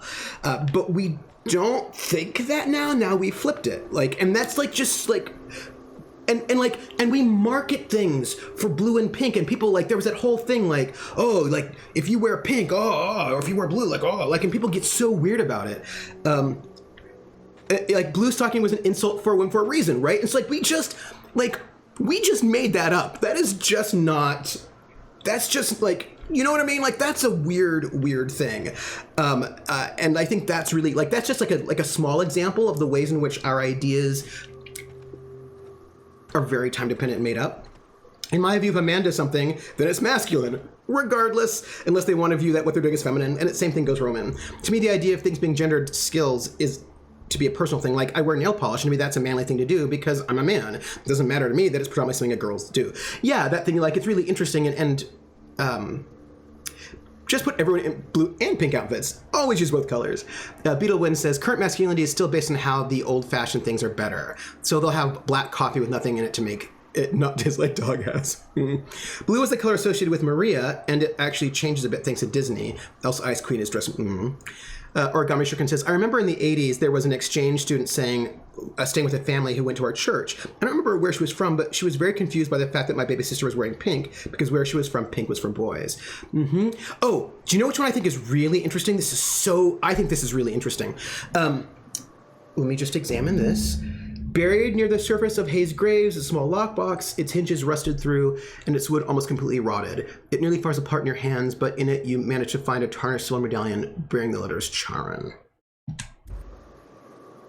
Okay. Nyoka, you're here, right? So we should probably talk to you to see how you're doing. Hayes was the best self-sacrificing son of a saint I ever met. Halcyon is worse off without him. Now, if we're gonna lure the Manta Queen out, we'll need to find Rebecca and Anders. Oh. They took a UDL contract on Terra 2. We never heard from them again. Oh. Think it's time I call in a favor with Hiram. Oh. If anyone can track them down, it's him. Sorry, no pink, although I'm wearing a lavender shirt. Pink was for boys as it was connected to red, which was connected to a strong manly color, and blue was for girls and women considered soft and a soothing color. Exactly. And like how we just imagine those things, right? Me, I just don't drink things that taste bad. Yeah, me too. No coffee or American beer for me. I'm told I should try beer from other places. I mean, I am a super taster and I just don't like beer. And in Germany, people were like, try this German beer. This one's really good. And I was like, still tastes like beer. But how about this one? I was like, still tastes like beer though. Don't like it. If I have kids, they wear whatever they want unless they don't want to wear anything. I mean, gender colors is weird overall because a lot of the time the same color is either masculine or feminine, but always a specific one, never both at once. So depending on context, the same color can have different genders. Oh, totally, yeah. And actually, guys wear pink. It was a fashion thing some years ago. My sister-in-law put my brother in pink for his daughter's baptism, and beer is gross, yeah. Thanks for just be bad for me. Yeah. Oh, no. Oh, no worries. I think I'm patient because I'm just patient. Also, I'm interested in things that people have to say. So, look, here's what I think is super, super interesting. I don't know much about it. It paid well, so they took it. They said they'd be back in a couple of weeks and that maybe we could all use the money to get off Monarch. That was a long time ago. Beer is gross. They're just stupid. It's for me. It's too bitter. I should have. I really should have. But soon after they left, Hayes and the others died. And to be honest, after him, I stopped trying because it hurt like hell to do so. You know, for what it's worth, I'm glad you're trying to confront it. Thanks. I'm still not convinced I won't come to regret it, but we've started down this path. Might as well see it through. Maybe it'll stop me screaming at night. Now come on, let's make tracks before Hiram dies of old age. Will do. All right. Okay, so this is really interesting. I think that you might, I don't know if you'll find this interesting. I find it interesting. So American standards of like proper masculinity and also femininity until basically the 19th century involved, because of Puritanism, involved, and we still have some of these things, but some of these things have shifted, involved not spending money, not buying things. Like spending stuff was considered not good. Like spending money, like buying entertainment, like like you can buy like a plow or like, you know, things like that, but it wasn't considered proper, like it wasn't within the gender norm to have a lot of clothes, buy a lot of things, go to entertainment. It was sort of considered proper gender norms to like repair your clothes, not buy new clothes, not be flashy, not go out doing a lot of entertainment. Like it was not within American gender norms because of Puritanism to do those things. And what was really interesting was that once we start getting the Industrial Revolution and we start moving to a consumer economy, the American gender norms of like masculinity and femininity, the hunters like femininity being, what's the word? Hunters leave hungry. Humble, like basically this sort of humbleness and not spending money really did not work with the shift to the consumer economy in the 19th century. And so basically, there was a concerted effort to change the hegemonic gender norms to include conspicuous consumption, because conspicuous consumption was always seen in the US as not proper to do. And so they basically, Puritanism. So they basically, there was a concerted effort to change the norms to make people think that spending things was not only good, but made you a better man and made you a better woman. And that was like, they really had to work really hard to shift the norms that we had beforehand. And like it was deliberate because they needed to sell things. And I thought that was like really, really interesting. Like I was like, oh, look at that. Speaking of the whole marketing aspect of the discussion, I was shocked in college logic class. This is roll damage. Our instructor used commercials examples for us to spot logic failures. It seems like 9% of the class just assumed that the logical train of thought in most commercials was sound. Blew my mind. Yeah. I mean, and the thing is, they work really hard on it. You know what I mean? Like they work really hard to be able to convince you these things. Another minus is that you have to drink so much to get drunk, and the hops, the stuff that makes it bitter, makes you go for tiny bunnies way more often. Yeah. beer is okay, and bread is amazing everywhere, even as a drink. You know, in Germany, they would call beer liquid bread. That's what they called it in Germany. So as Beetle Wynn says, I was watching Frost Nixon, and Nixon notices Frost is wearing loafers, and is all how feminine of you. For loafers, actual men's shoes. Yeah, right? I mean, it's so fascinating. What I'm hearing is, it is the norm to be contentedly poor, so the rich can stay rich. Yeah. Mm-hmm. Then we started making things faster, so again, it shifted to keep the rich in the money. Yeah. I mean, if norms for the state are usually a little bit different from norms for marketing, right? But yes, right? That a lot of that happens, right, in these ways. It's true. But loafers are lazy shoes. Mm-hmm. They are, but for lazy occasions, that's fine. Better than sodding boat shoes. Yes. Baked bread is superior to beer. There was a social media question recently. What is bad if you are poor, but good if you're rich? It is literally everything. Not paying tax, not having a TV, not having a big TV, having an old car. Absolutely. Oh yeah. Also, you know what's, and no, this is also an interesting thing, because masculinity and femininity also shifts based on, so this is one of the things that I have always been really interested in, and that is how there are different masculinities and femininities based on class, race, age, nationality, region, right? Like there are all these different masculine, like there's not just one, like there are lots of different ones, masculinities, femininities, androgynies. They're all very, very different. We tend to have one hegemonic masculinity for our country, but then there are also hegemonic masculinities for a region. Do you know what I mean? Like there's slight differences. But one of the things I think is really,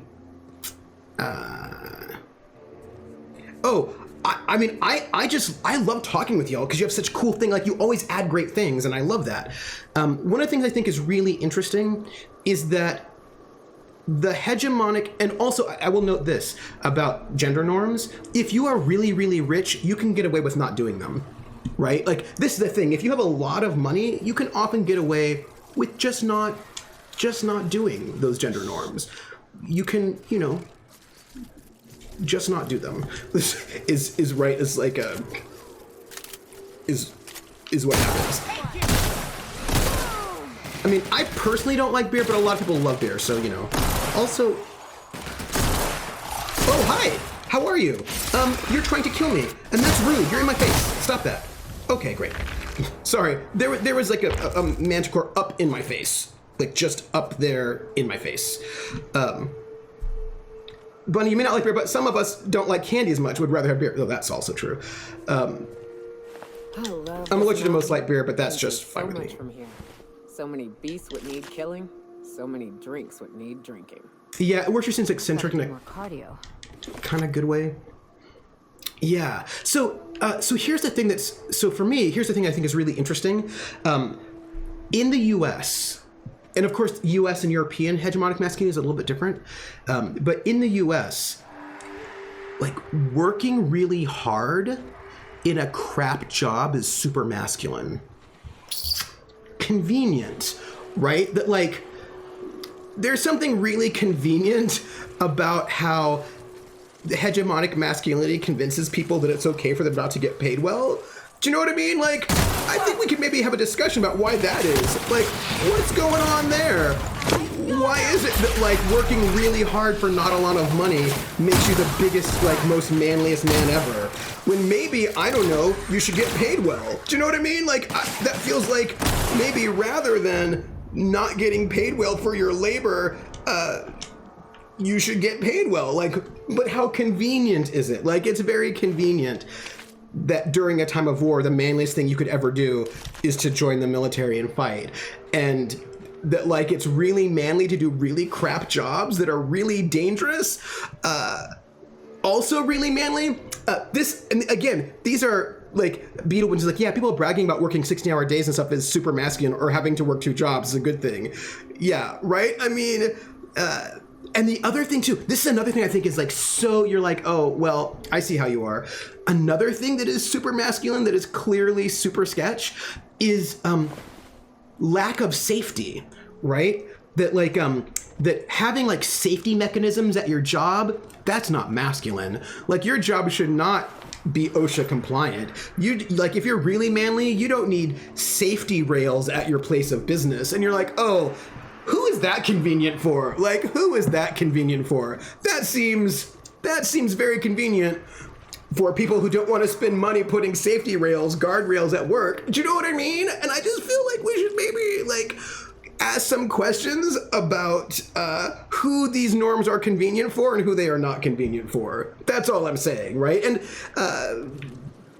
that's all, right? And I think that we have to, and the thing is, they don't want us to ask those questions, right? Because if we ask those questions, like, well, hold on a second, maybe this is questionable. Maybe we shouldn't be accepting that our workplaces are really, really dangerous. And maybe it's not manly to, never go to the doctor, never use your health insurance. Maybe those things are not manly. Maybe they're just bad. And maybe we should not do those things. And we should not do that. Right? You know what I mean? Like, this is all I'm saying. Also, maybe do a thing. Here, do that too. How about that? My friends are killing people. It's awesome. And we're alive. And we kill all the things. That's great. By the way, I'm super over encumbered, in case anybody was worried. Yeah. And mass, don't need those if you're a real man. Yeah. They want to kill the poor and profit. That's right. Don't spend money on safety rails. Spend it on workman's comp instead. Although, right, but then, and here's the thing about workers' comp. I know people who have been injured on the job and don't get workers' comp because they think that getting workers' comp would make them lazy and that it's not manly to get workers' comp. And I was like, this is bad. Do you know what I mean? Like, this is like not good. Like, I know I'm over encumbered. I know. I try to pretend like I'm not over encumbered, but I am. And then I keep getting more things. This is just, I don't know. I'll get rid of these manticore glands at some point for the money. It's gonna happen at some point. I don't know exactly when that is going to happen, but like, I don't know. I don't know. It'll happen. Some point. The end goal of any civilization should be 100% unemployment. Ooh, I like that. Tell them don't worry. They'll be denied the workman's comp at first anyway. And it's like, look, and the thing is, we do the same thing with femininity, right? Like, we do things with femininity as well. Like, if you want to think about like toxic femininity, like if you want to talk about toxic femininity, read Cosmopolitan magazine. Like, Cosmopolitan magazine is like a bunch of toxic femininity. Like, oh my gosh. Some of you might remember, and if you do, I'm sorry, The Rules. There was that book of advice for women called The Rules, which was about how to get a man. And all of those rules were bad. Like, they were all super toxic, super bad, not things that anybody should be doing. Like, it was, hello. Like, let's do some of that. Let's do some more of this too. Like, yeah, just, like, there should be some shooting things going on. Yeah, there's a lot of them here. This is a little bit distressing. And there's also a swarm. I'm very concerned. Duke, my friends are like being shot at. Here, Duke. Right? Okay, we're good. We didn't die. Oh my gosh. A little worrisome right there. Except, F the dang rules. Oh, they were so bad. Working a full-time job, but also doing most of the housekeeping on one's own for free. Yeah, New York is so great. Want to know what was expected of me? I'm sure what was expected was awful, right? Like, because this is the thing about these things. But and I think the thing is, I think we have to know that these are not, breaks down some things. The problem right now is I have a bunch of mantic carapaces and glands. Like, this is what is slowing me down right now. So, and I'm just gonna pick up some more. I just need to sell some. I need to get to a place where I can sell some stuff, and then I will just get rid of all these glands. I feel like we should just follow Diogenes and Sinope and live out of a barrel while telling big conquerors and world leaders to get out of our light. Yes. And the thing is, these things are just really deliberate. Like our... Here we are. Told you we'd make it in one piece. Station ain't too far now. Oh, where are we going? You have an inventory full of weapons you're never going to use. Well, I mean, it never would have taken to for a fellow loot goblin. Loot all the things up there. Yes, I'm going to just loot all the things. All of them. Huh. Hey, we're at a place. Hey, you! Get over here! There are marauders up ahead! Oh, okay. Sure. No, I'll tell you anyways. Finish 9th grade, get a job training, find a farmer, make kids and milk the cows and be an unhappy gossip. Yeah, I mean... I wonder if Hiram's home. Just kidding. Guy never sets foot outside. Oh. This place is supposed to look like horns? I don't see it. I did sell some, though. I just picked up a whole bunch more. Like, I did sell some or broke them down like I really did. I did some. I mean, it's been 2 weeks since I broke down gear. Like, oh, I'm got a lot right now. Well, it's just like there's a bunch of stuff I could probably just break. I'm gonna sell them. It'll be fine. I'm gonna sell some stuff once. I just need to find a vending machine, and I swear I will do that. A ruined place in Outer Worlds Dungeon, not a place to sell. But I mean, I don't. Oh, if you're not bitter and resentful, you are you really adult? So here's the thing I was thinking about. Like, I mean, it's so obvious. Like when you can think about it when it's like 1940s to 1950s, right? Like in the 1940s, society needed women to work, right? They needed women in factories and needed them working. So then all of our propaganda was like, real women, be a real woman, support the war effort, go work in a factory. Like, it's super feminine to work in a factory, and like, but they'd have like factory beauty contests. So they did all this work to make factory work seem like it was something that like that would fit within femininity, and like also good women should do it. And then though, the minute men got back from work and they didn't want women working anymore, then they were all like, yeah, working is probably like bad for women physically, you know, like women probably shouldn't be in factories. It's really not like, and like really a real woman will be most happy living in a suburb because suburbs are new. We want people to buy houses there. And to be a real woman, to be like really feminine and perfect in your womanhood, you're gonna want to buy all the newest appliances, because that is like the height of real femininity, is having the newest appliances. Like, how convenient is that? Do you know what I mean? Like, and like the thing is, you can just see it. Like, it was not subtle at all, but it works so well that people still somehow believe this sort of like suburban thing, which is less than 100 years old, right? Like, it was mostly a product of post-World War II advertising and propaganda, that we think that that's how it always has been. Like, we think that that's how it always was, but that's not how it always was. Like, that's not at all. Like, it's just so new. Germany had a problem with that during the war because they sold a women's places in the home, and late in the war they needed women in factories, and the women refused to go. Yeah, that's right. Like, and like their propaganda worked a little bit too well.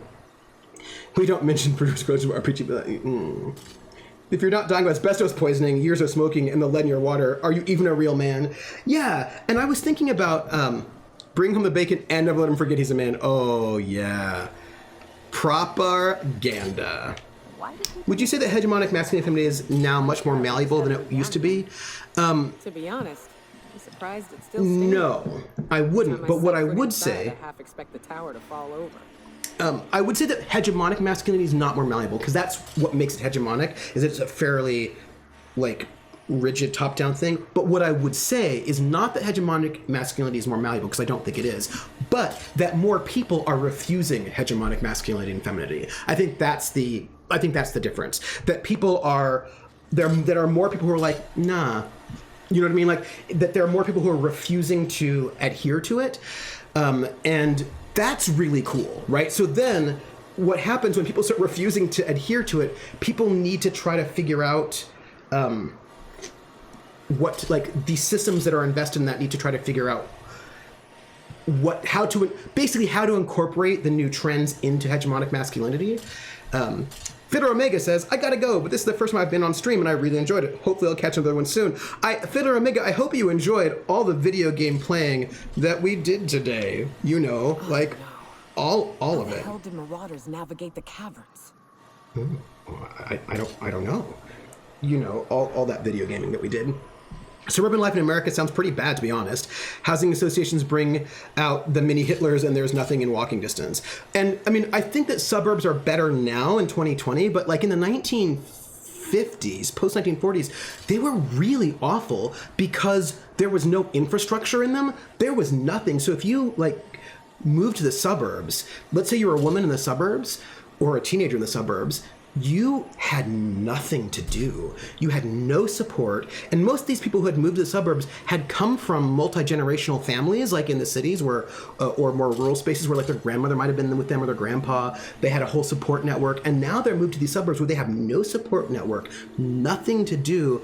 And like the husband like drives into the city and the women and kids are stuck there. Like it was bad. Like the suburbs in the 40s and 50s were like really... There's a reason why women were taking antidepressants at unprecedented rates, because it was like super depressing. It was not a great space to be in.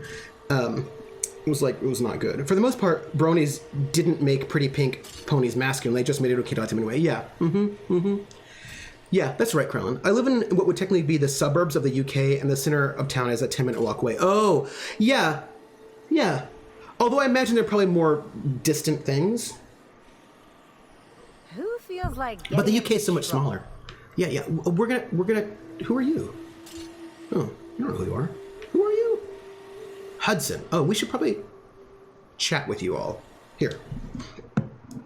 This station's under the protection of the corporate compliance crew. You a marauder? No. 'Cause me and my sunshine, that's my gun if you were wondering. Okay. We don't take kindly to marauders. No. A coherent enough response, I reckon. Must be true. Yeah. You're clear.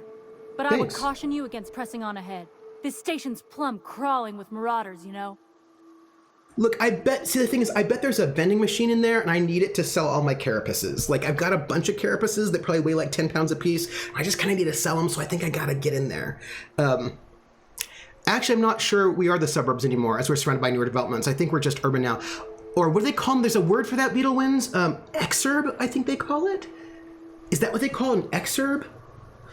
I think an exurb is when a suburb becomes... Is that right? Am I getting my terminology right? I think an exurb is when a suburb becomes incorporated into basically the urban space expands outward enough that the suburb becomes sort of incorporated in the urban. Is that right? I feel like that's true. I feel like that's what that term means. I take it you ain't met the other C3s. Me and Sunshine are doing exactly what we've been tasked with. You want more details? Yeah. You ought to talk to my crew. They're guarding a small barracks to the southeast. Okay. By the edge of the mountain. Okay. Well, how do I find the other C3s? See that path that runs underneath that giant archway? Follow it on down. There's a little station near the cliff. You'll find the rest of my crew there. I don't think I want to... Oh, excerpts are usually outside the city, usually further. Thank you, Krellin.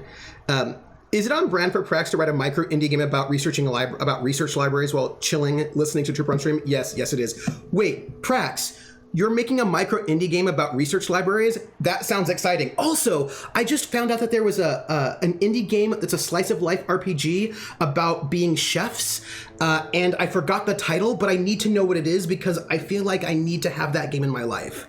Right? No. I just was reading, somebody mentioned it somewhere online, or a blog post, and I need to find the name because I thought that sounded really cool. Indie RPG, slice of life, chef. Because I would be really interested to see, I think you know what? This is a little pet peeve of mine. It kind of bugs me that I always have to say TTRPG now, because if you put in RPG, they just give you video games, and that frustrates me. That's all I want to say.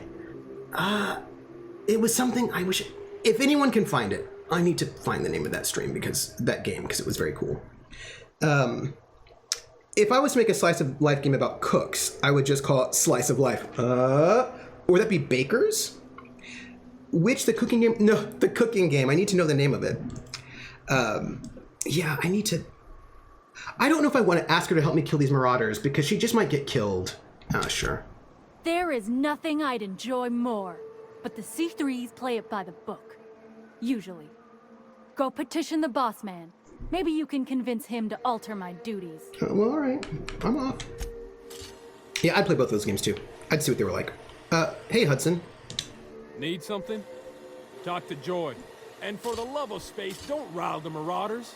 No, I'm gonna do that. I'm gonna rile the marauders. That's because I think there might be like a, you know. Also, she said southwest. Well, I'm gonna forget that. It's fine. We're just gonna rile them up. Oh, look, there's mechanical. We're gonna. Oh, there's a.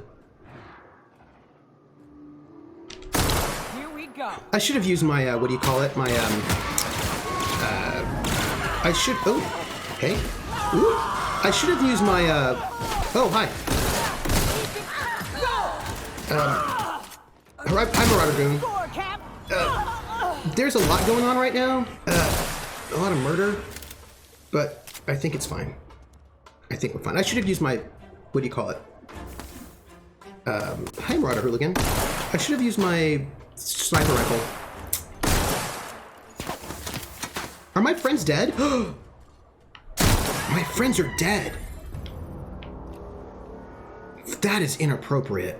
Okay, they're up. We're fine. Yeah, I am only using the handgun because my handgun does like huge amounts of damage.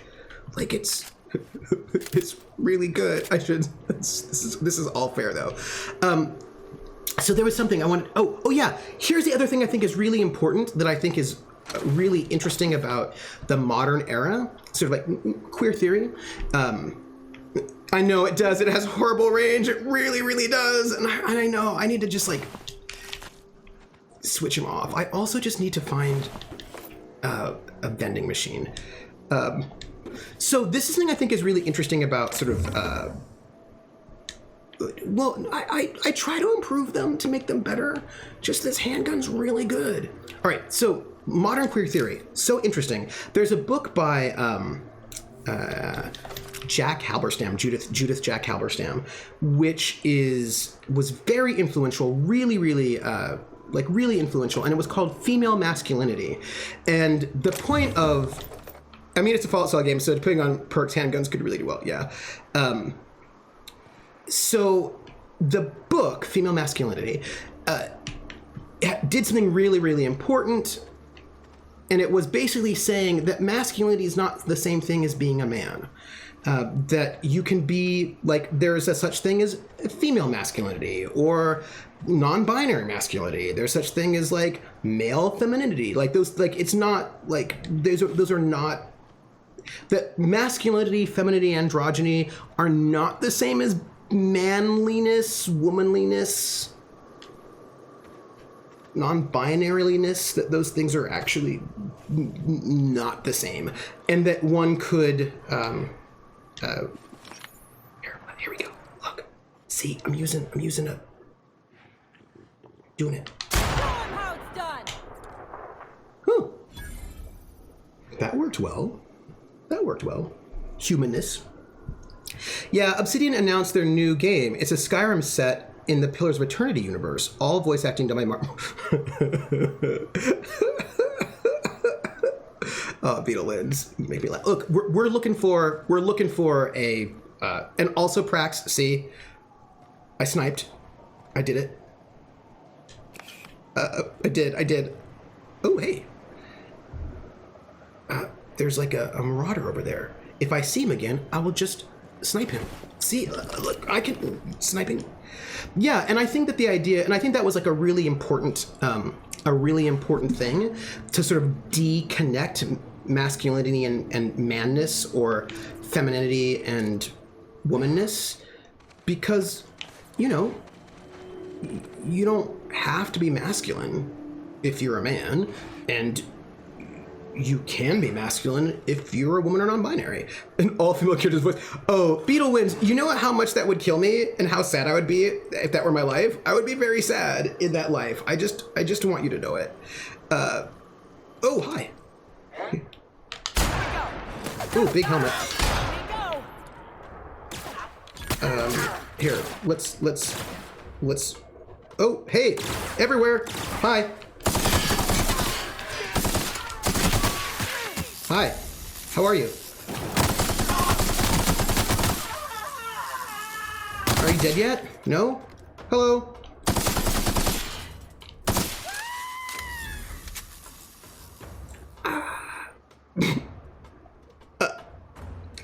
I know that stupid parrot dog.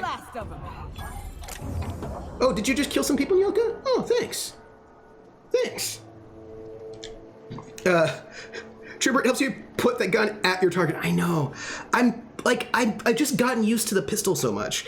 Terra Platinum or Billy wouldn't be that far off. Yeah, so yeah, and I just think that like once we start sort of disconnecting those things, it becomes really interesting, because then we can recognize that there isn't just one masculinity, femininity, or androgyny. There are like lots of different ways of doing it, and that becomes really interesting, right? To me, to sort of think about the ways in which different people have manifested that over time and place, class, region, etc., it becomes really interesting. Once Avowed comes out, someone needs to commission Matt Mercer and Sam Riegel to do all the voice lines, and then a modder implement them to the game. Yeah. Yes.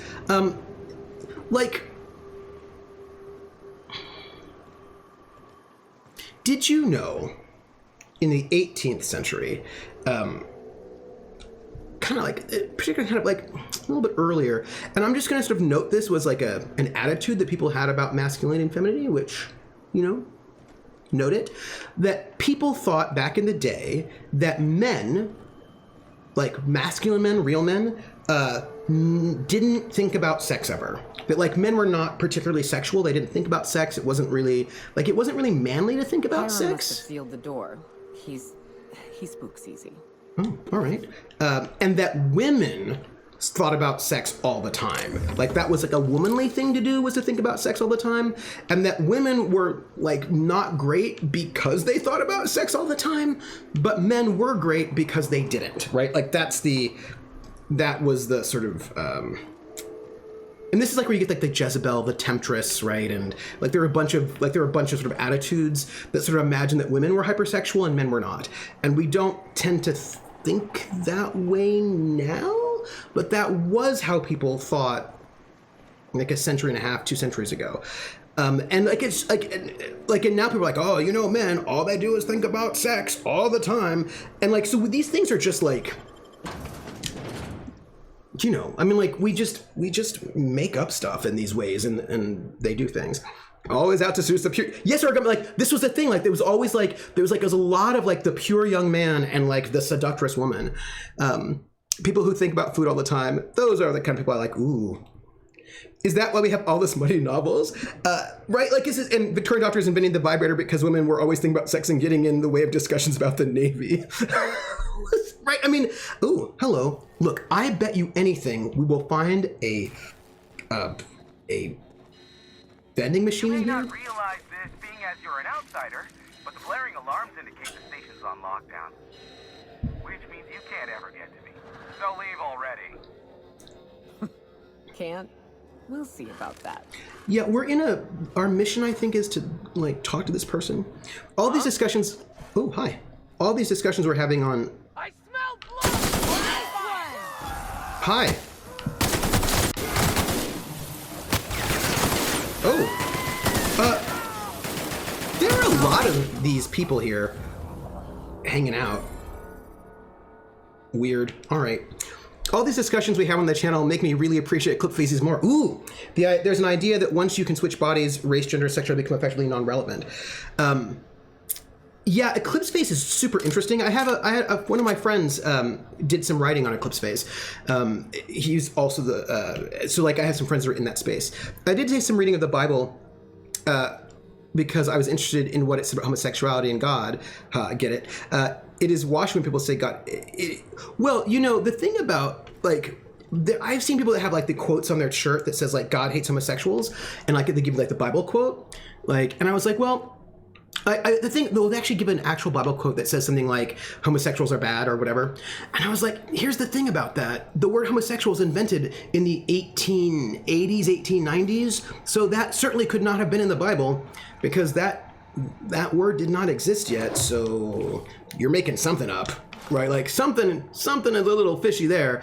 And so, like, it's and also the concept of homosexuality, like that practice, like that mistranslation just annoys me. Oh, and also the concept of homosexuality was just not the same in the past. So this is like we're overlaying modern concepts on that were not exactly the same back then, and we're doing it for sketchy reasons. Like there's just like it's not. Oh, there's a vending machine.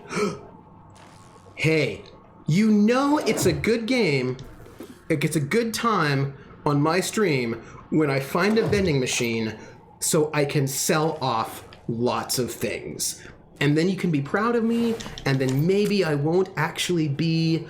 Here's the elevator, but overweight. ain't gonna budge while this place is on lockdown. Over encumbered.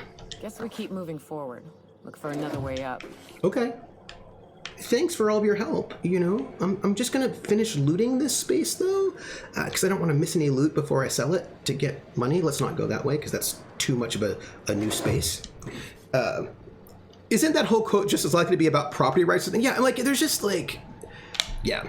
You have to take into consideration the culture of the time, the way it was written. Javel says, not sure I believe in being able to switch bodies will lead to race, gender, and sexual being irrelevant. It will shift things for sure, but I sadly think some people will still do it just in more complex ways. Oh, yeah. Not a lot of things, everything, so everything. It's fine if you miss a weapon upgrade. Really? Really? If it becomes super easy to change form, then bigotry will be about people taking on non-standard human forms, yeah. Well, as soon as you learn that King James made changes to the Bible when you translate it, it calls, oh, yeah. Because he also didn't like alcohol. There's like a, okay, so, right, we're gonna sell some things. We're gonna sell all of our, this stuff, right? Let's just sell all the junk. Wait, okay. Wait, did I sell everything? Okay, I didn't. I was worried there for a moment. King James also added bathing. Let's keep those. We can probably dump a bunch of this stuff, probably. Because we've got like a... yeah. Okay, look. Krellin wants me to sell everything. And I find this scary. But I might just... What if I did it? But maybe I need well, I've got a decent amount of bits, right? I've got a decent amount of bits. What if, rather than selling it, I just break everything down? Would that work? I mean, if I did that, would that work? I've heard that that passage should be closer to "Don't cheat on your wife with a dude," because that was considered to be a separate thing from Somebody's adultery, watching me. which could be lead to, oh, I always feel that somebody's watching me, and I have no privacy. Whoa, I always feel that somebody's watching me. Tell me, is it just a dream? Hey, Reina Yugi, welcome in. Thank you for the follow. Welcome to the Foxhole. We're pretty like chill. We play video games and talk philosophy is what we do. You don't need the parts, you need money. Okay, you think so? Then all right. The tutors and the stewards thought that the best way to keep clean was to never wash your body and just keep putting on clean clothes. I'm sure they can be trusted. Dr. Vitamin sure how I learned to stop worrying and sell it all. Oh, okay, I'm going to tell you something right now. I'm going to sell all of my armor that doesn't have the little, that's like not, I'm going to do it.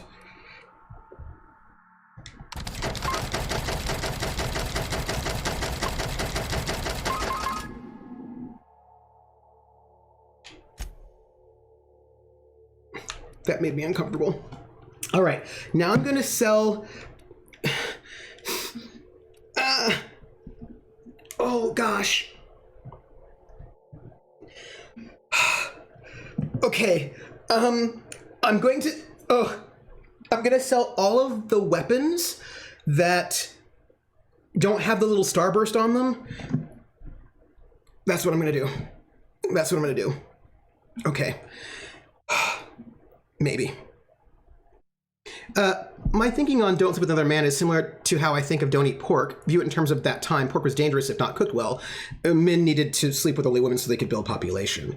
But also, there are a number of readings that have queer people in the Bible, right? Like, there's discussion about, there are a couple of people that people in the Bible will read as queer. So, and also the Bible was written by more than one person. Like, you know what I mean? Like, there's like, take one close range weapon, one mid range, one long range, one melee, and sell the rest. Listen to Krellin and blame me if you need something you give away. And yeah, okay. Okay. Plus, back when there was only a small number of Hebrew people fleeing Egypt, it was kind of important for them to, reproduce. Totally. So there's like two words in the Bible that were translated to homosexuality. The first one is actually in reference to a man laying with a young boy, which is in Leviticus. However, there are debates on other possible translations that speak about having sex in the bed of a woman. The other one is reference to male prostitutes and stuff. Like, yeah. So like, I suppose basically, okay, I just want you to know I'm gonna do this. I'm very concerned about what happens if I need these things later, but I'm gonna just sell them and I suppose just get more weapons later. I'm not selling the ones that are the special unique ones though. Those I'm keeping.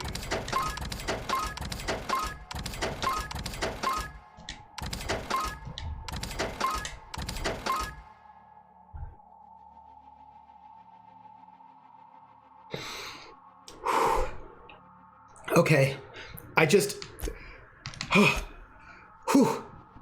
okay, but I feel like I shouldn't sell all of my consumables, right? Because I will need some of those consumables for things, right? Like I'll need, oh,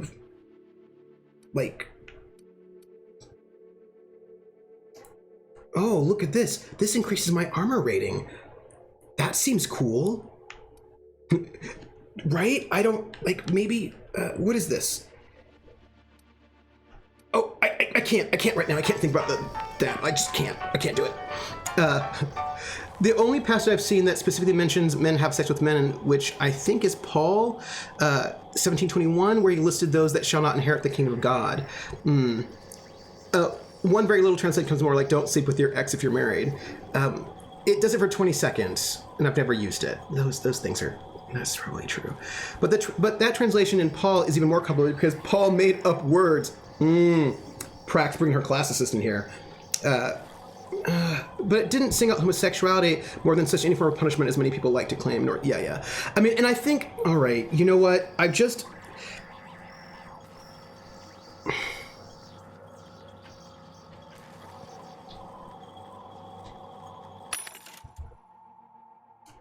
Okay, but I have things in my... Wait, I have some things in my... What do you call it? Like, I have... Okay, so I have...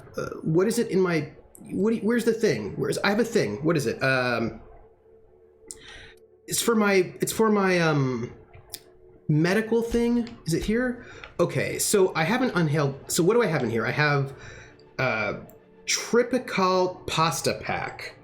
So I have this pasta pack and tuna. What I'll do is I'll put things in there that I have a lot of things in, and I'll just put them in like consumables. So for when I use them, right? Oh, Prax, do not apologize for your feelings about language. I love to hear it, because I think that's really interesting. There's a lot of consumables that do the same thing as others. Keep one, stack, yeah. I also ate polyester, but that's just a texture thing for me. That's fair. Was it Paul or Peter who basically, what this religious act needs more misogyny, right? I read somewhere that some of these rules were also to differentiate themselves from other cultures that exacted cultural pressure on both the rather small Jewish culture, especially the bot culture. He often makes it. Peter didn't write anything. So yeah, right. Like I think that. Okay, so what do I have in here? I have a natural health regeneration, 2 minutes, and base health, 2 minutes. So I want the natural health regeneration and base health. That's what I want for 2 minutes. That is, and I want things that I have a lot of. This is what is this? Nicotine, I'm not excited about. This is headshot, weak spot, 15 seconds, sounds exciting. What is this? 15 seconds, 20 seconds, 25 seconds, 30 seconds, 15, what is this? This is 20 seconds. Do we have anything that's a minute, 2 minutes? Here we go. This is base health, 2 minutes. So let's natural health, base health. So let's put this. Let's equip it here. And then we need something that will do the health regeneration that we have a lot of, right? Something, this one here, this is knock you out bar. We'll load that up here. Okay, and now I'm gonna sell everything that's not an injectable thing. We'll sell all the food, but not the knock you out bar and the Borst. That's what we'll do. Yeah, ooh, let's sell. Right, the things that are not the knock you out Borst, and that, like, just don't let me forget. It was the knock you out Borst and that protein bar, probably something like that. So, oh, these Borst and baked beans, yeah. We'll just, we're gonna sell everything else though, even though it worries me. But we're gonna do it. And like, I feel like you're all watching this really important thing that's happening right now. That is a little stressful, but because what if I'm in a big battle with a big dragon? You remember when you're playing Dragon Age and like in Dragon Age, I use my potions all the time. Like in Dragon Age, I was like a potion using person because I really needed my potions to survive. But maybe I just, don't actually need them in this game as much. But I just feel like I have some trauma from Dragon Age where the only way that I got through some things was through judicious usage of potions all the time. Oh, also, I use potions all the time in Elder Scrolls. Like, Elder Scrolls, they're just like... all the time Elder Scrolls. I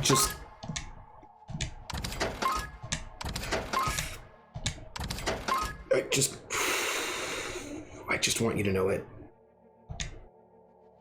I'm just getting rid of all of these things.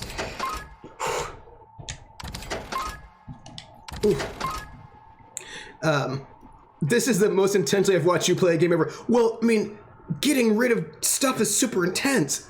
Did you all see that tweet about how the professor talking about how specialization can create language and jokes and segregation? And the symbol he used to prove this was the heavily abstracted Lost comic? No, Beetle. Tell me more.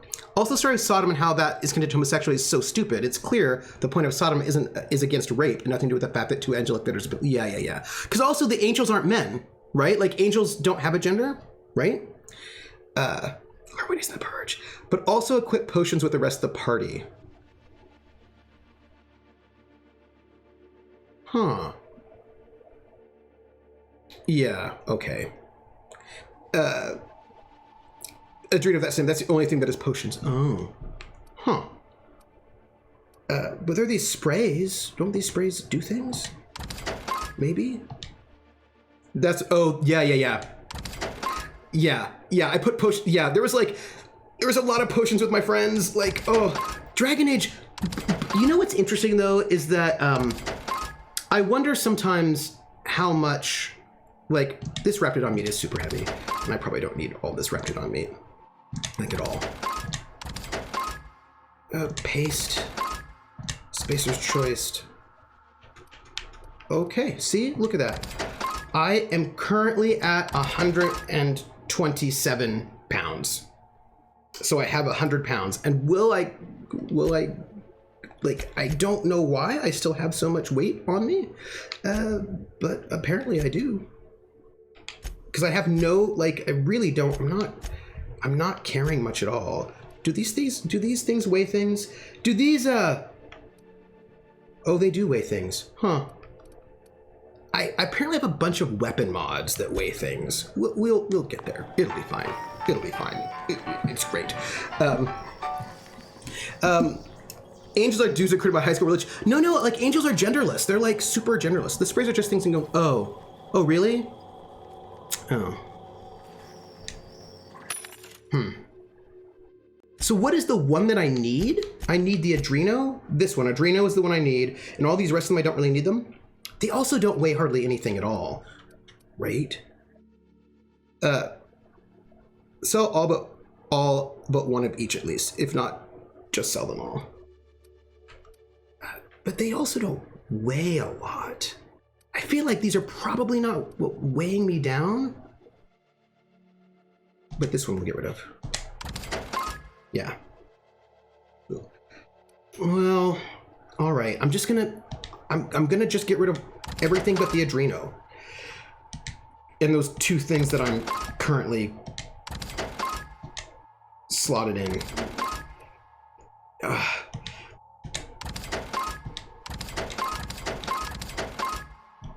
There you go. I did it. It's hard to imagine a range with many eyes and them have a certain gender. Yeah, that's right. You know, so I am... Oop, that's sealed. Can't go that way. Hey, everybody, did you see that? Did you see the madness that was me getting rid of all my stuff? That was crazy. That was wild. I don't even know what my life is right now. Also, the game has a nice aesthetic. I'm gonna get...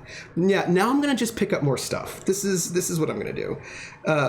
Yeah, I don't imagine beholders having... Yeah, so, like, I think there's, like, the thing about those angels that they... Yeah, there's just a lot going on there that is about not recognizing the frame of that time period that, you know... Yeah. That's all I'm saying. Like, when you get to heaven, it's just a bunch of beholders. Awkward. Yeah, so yeah, but of course this is always a bit of a problem, right? That we, but this is basically why I think history is so important, because I think it's important to realize that our frame of reference is not neutral, right? That it's not,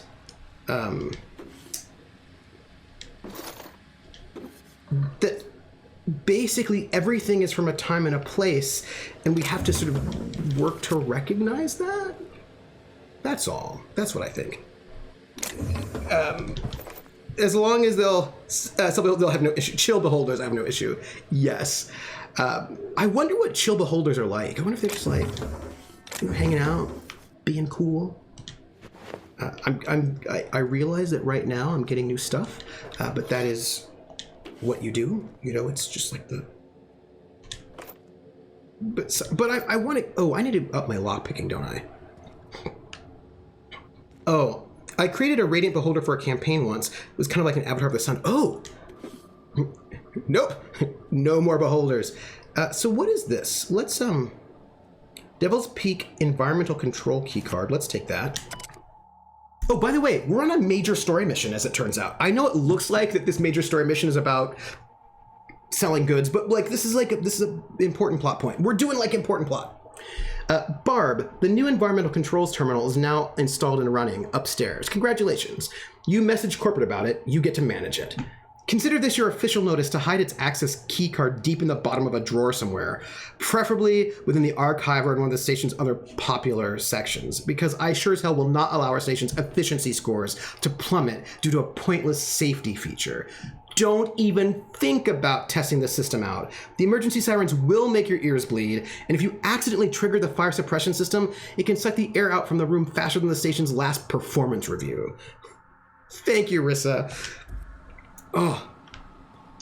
By the way, can I just say, how great is it hanging out with you all and chatting about all the things? Like, this is just what a great life is.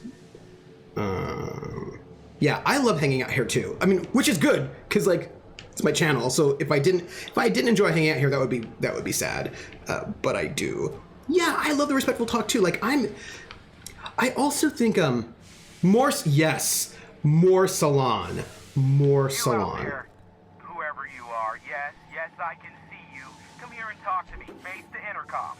Okay. So apparently we need to talk to the person on the intercom? I get really... Here's the thing about religion.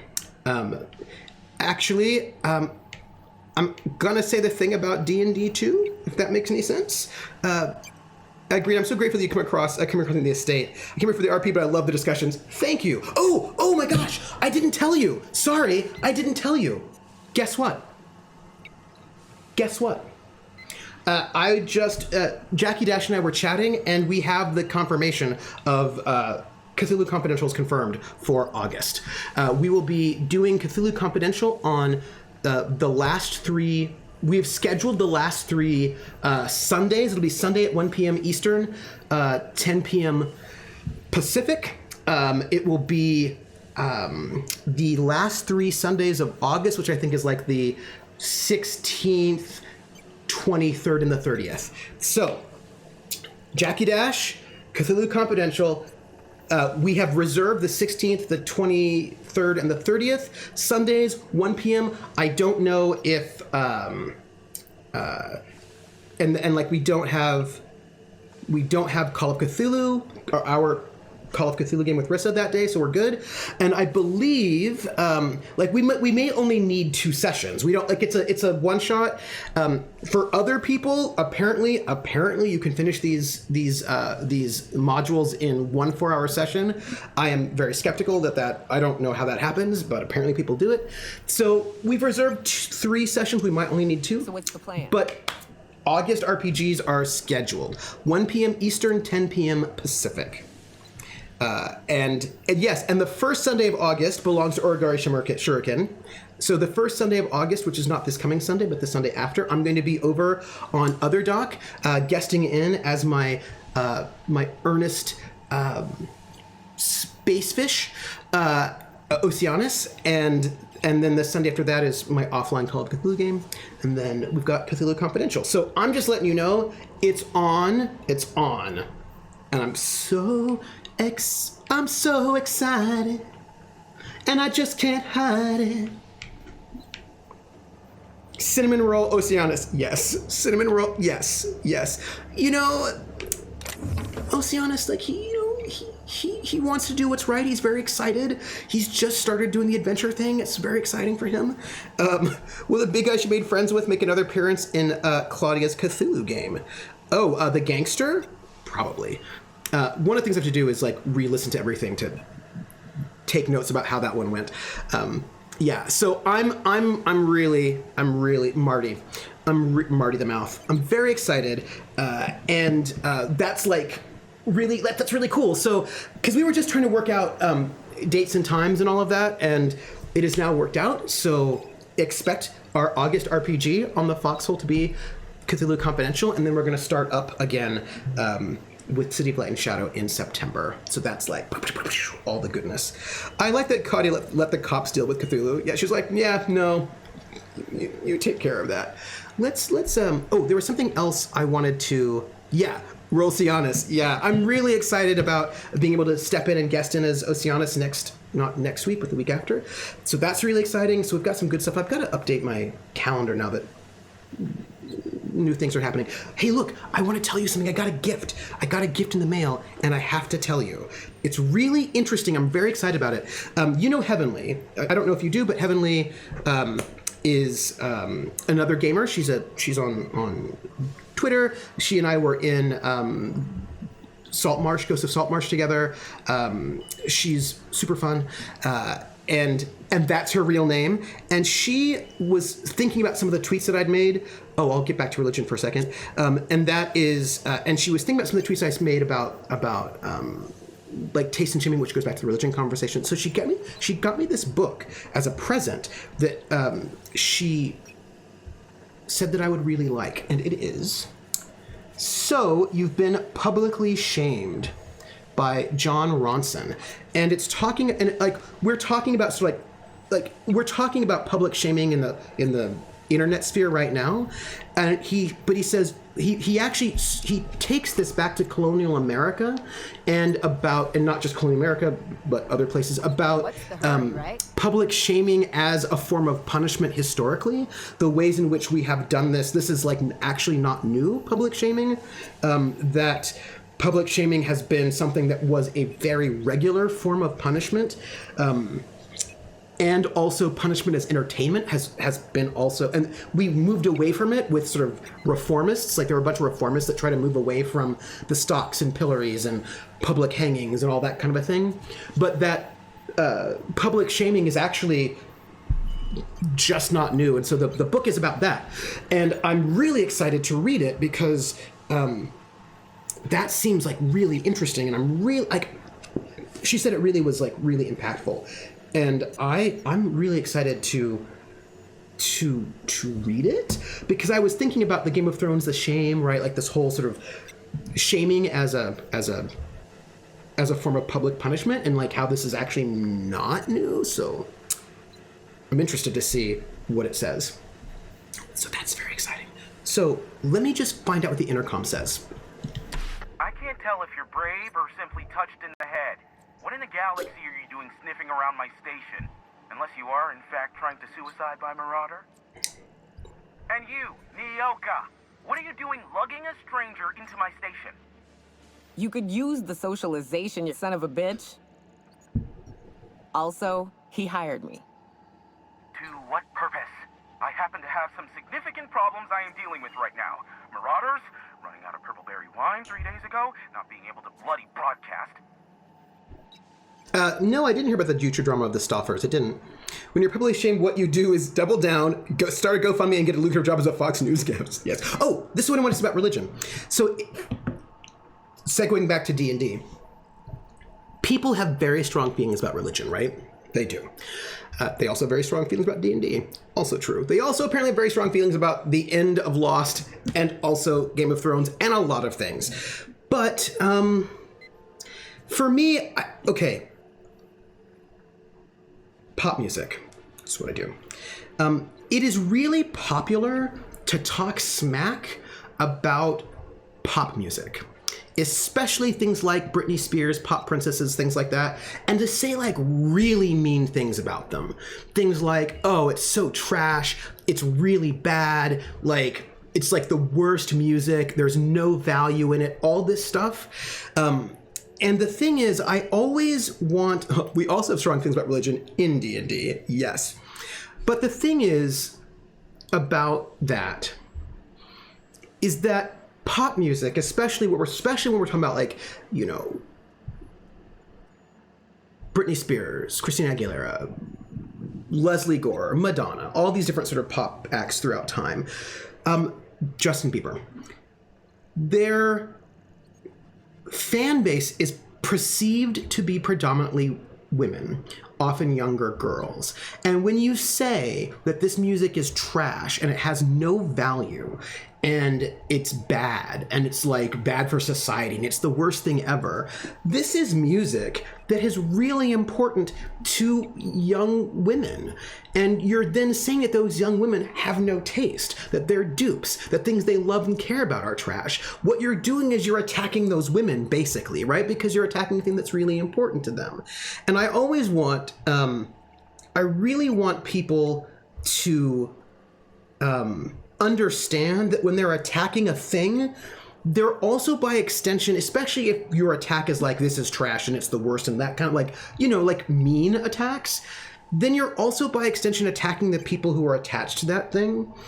And I'm not saying you can't critique things, you can critique things, but there's a difference between critiquing something and being respectful and just trashing something in a way that is mean.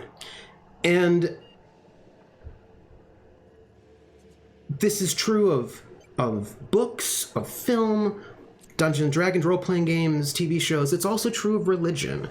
And like before, like, and I have a lot of problems with a lot of different religions. There are a number of things I was like, ooh, you know what I mean? Like, oh, that seems problematic. But I think it's important to remember that any of the, like, religion especially is like really important to people. Like, it's like not all people. There are people for whom it's not important. There are people, like, there are different types of religions where your relationship to that religion is very, very different. But like, people have died for their religion. Religion is something, sometimes the only thing that gets people through their lives, you know, helps them survive. And I just think that we have to be respectful of the fact that religion is really important to some people. And yeah, and see what Prax says, Prax said the thing, and I think this is really important. Value judgment has no place in critique or analysis. Like, that's not what a critique is supposed to do. Right? Like, I don't think a good critique does that. You can analyze it and figure it out, how it works well, how it doesn't work well. And you can have personal feelings about things.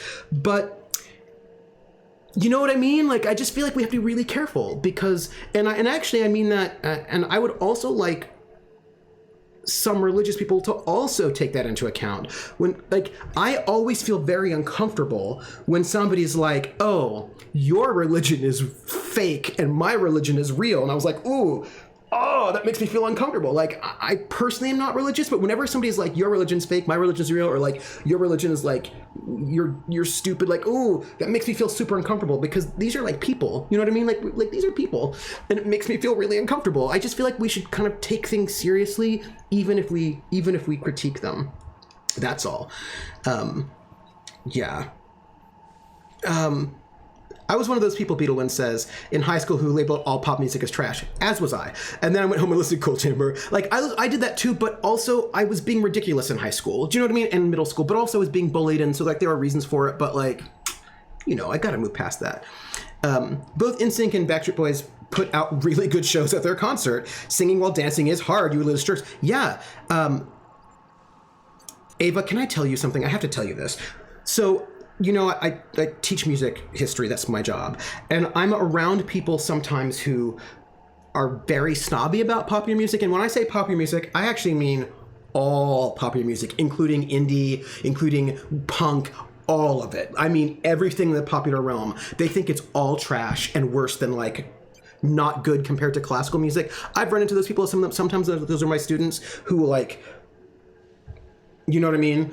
And I had this student, who said to me, because he was trying to like catch me up, and he was like, well, but I mean, we weren't talking about popular music, we were talking about like 20th century art music, and I was like trying to get nuance, and the student thought that they would like catch me, like they would like prove their point and like make this great point that I would never, because as a music professor, I would never disagree with this. And so he says to me, he's like, because we were talking about how like, I was trying to basically make this argument that like Beethoven is not intrinsically better than opera, it's just different, or Beethoven is not intrinsically better than like early 20th century art music, like Webern or Schoenberg or whatever. And like they were not having, because they wanted Beethoven to be the best because they played a lot of Beethoven, and they wanted it to be better than the other things. And so he turns to me and goes, well, but surely you would admit that Beethoven is better than Britney Spears. And I said, not if I want to go to a party. Like, if I'm at a dance party, I would much rather listen to Britney Spears than I would Beethoven. Beethoven's music is usually really bad for dance parties, right? Like, and I was just trying to make the point that good is really about context. You know what I mean? Like, good for what? Beethoven is good for what? And, you know, and like, come on.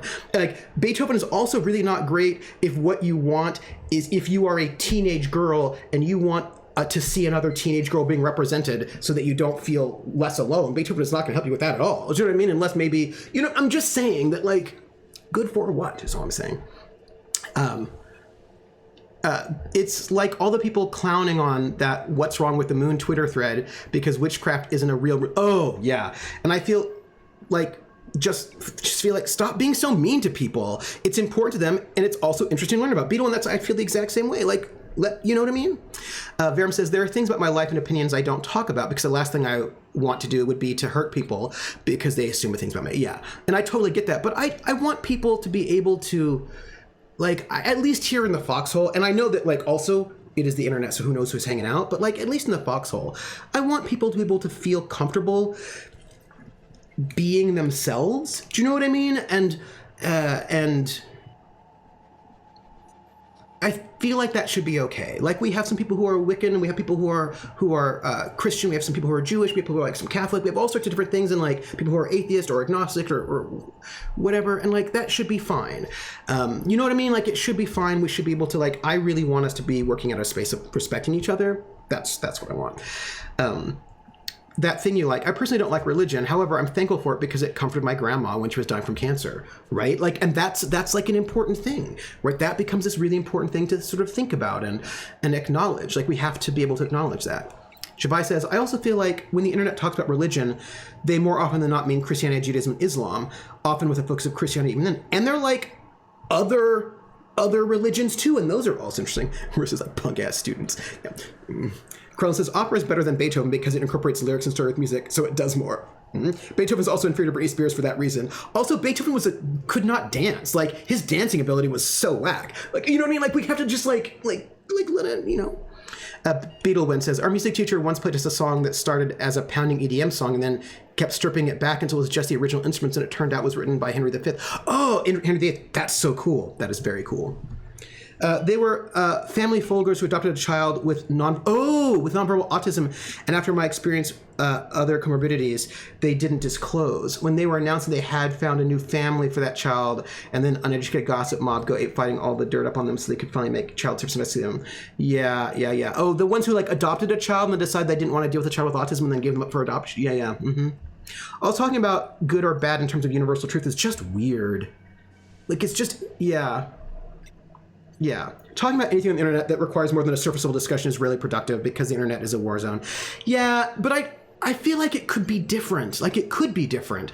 Like, and how can we help make it different? That's what I would like. I would like to figure out a way to help make the internet.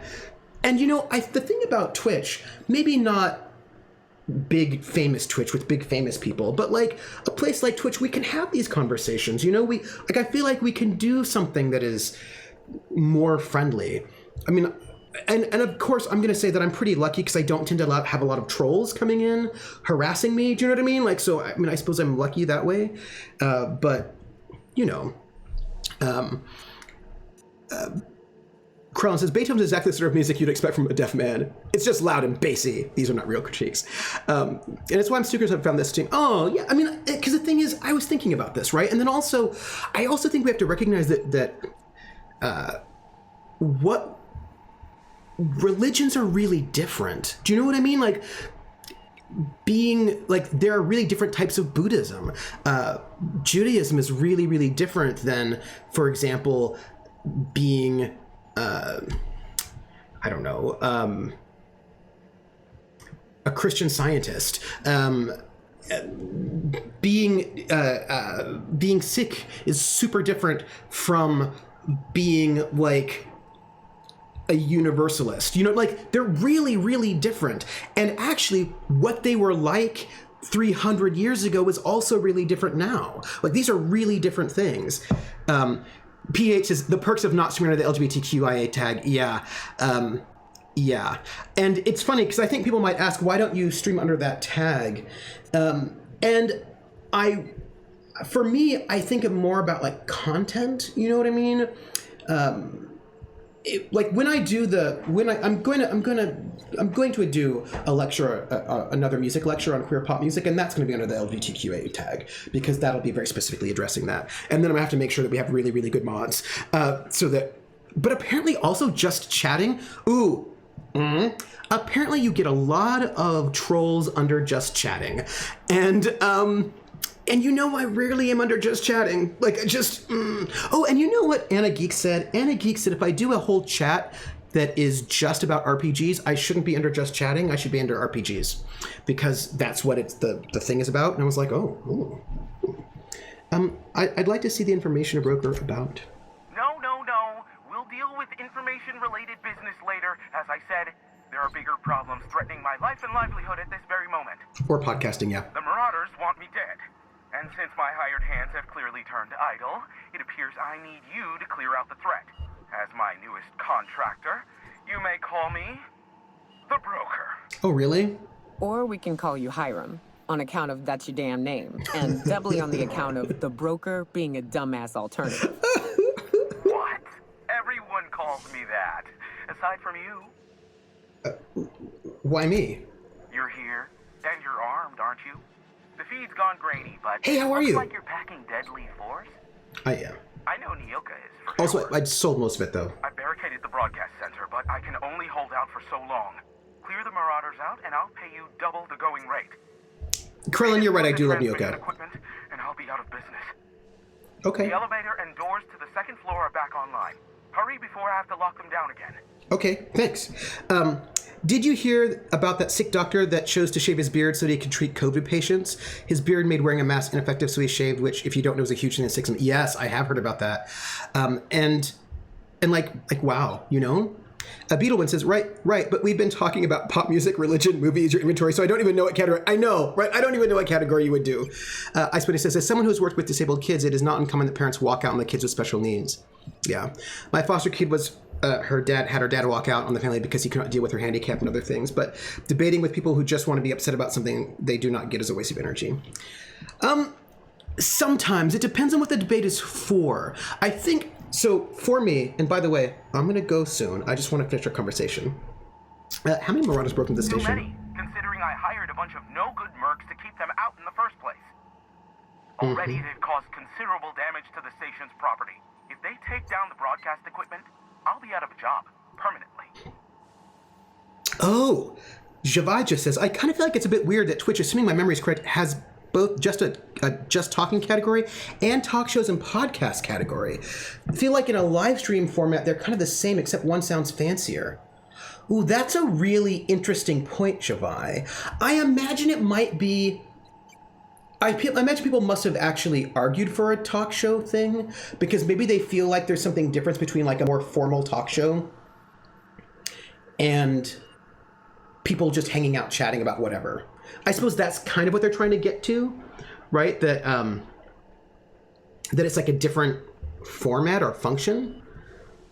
Oh, it's a new category. Oh, interesting. I feel like the LGBTQ is more about identity instead of the content. Like, I also don't expect truth. Yeah. Like, I don't, yeah. Oh, Prax, it's new in the last month. That's interesting.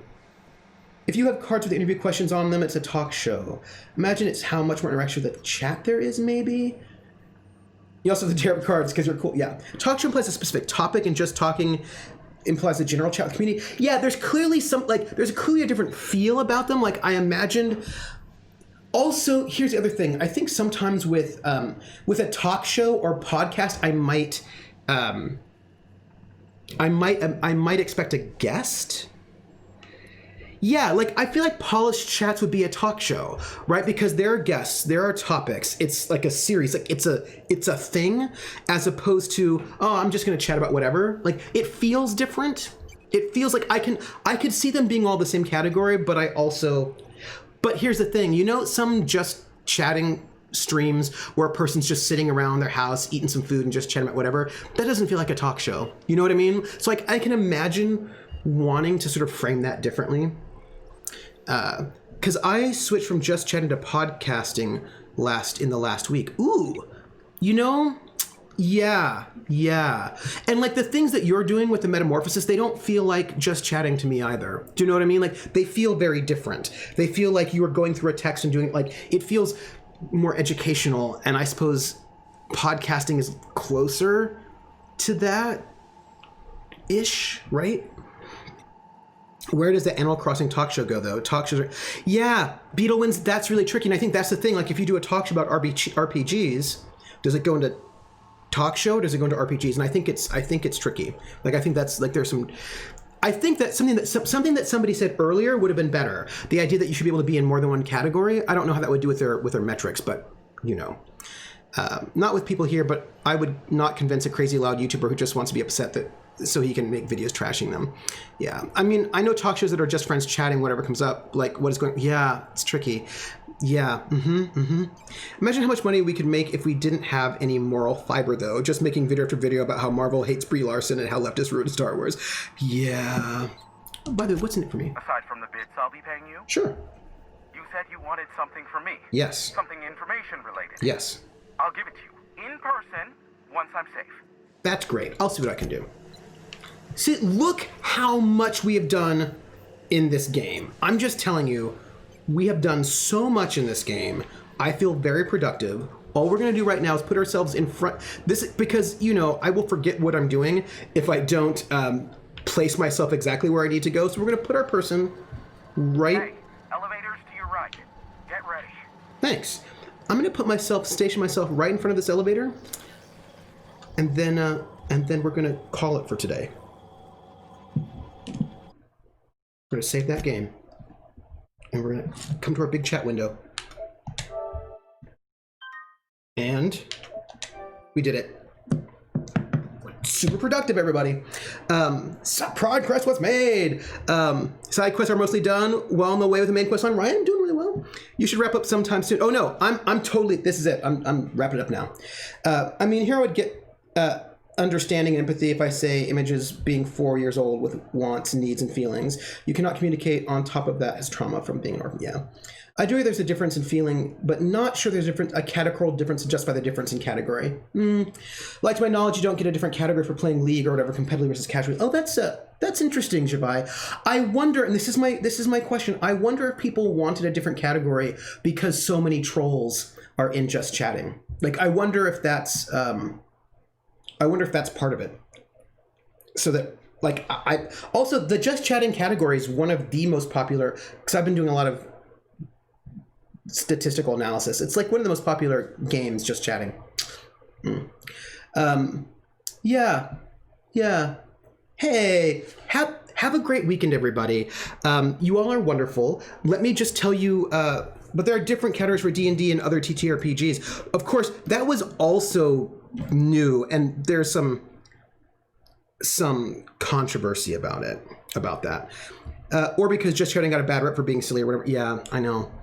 Twitch needs to have just two categories, racist and non-racist. That's it. Thank you all for being here. I will say that you can find me next week. Thursday will be Wandersong, and Saturday will be Outer Worlds. I don't think I have any extra streams going on next week, so it'll be just those two. As far as I know, if it changes, I will let you know. And Jerry's like, I don't think there should be. I think the D&D versus tabletop RPGs category is a little bit weird because a lot of people play non-Dungeons and Dragons in the Dungeons and Dragons category. So like it's like they're being used in weird ways, and I don't know. I really need to like ponder it some more. I just don't know. D&D or not D&D? That is the question. Whether 'tis noble in the mind to suffer the slings and arrows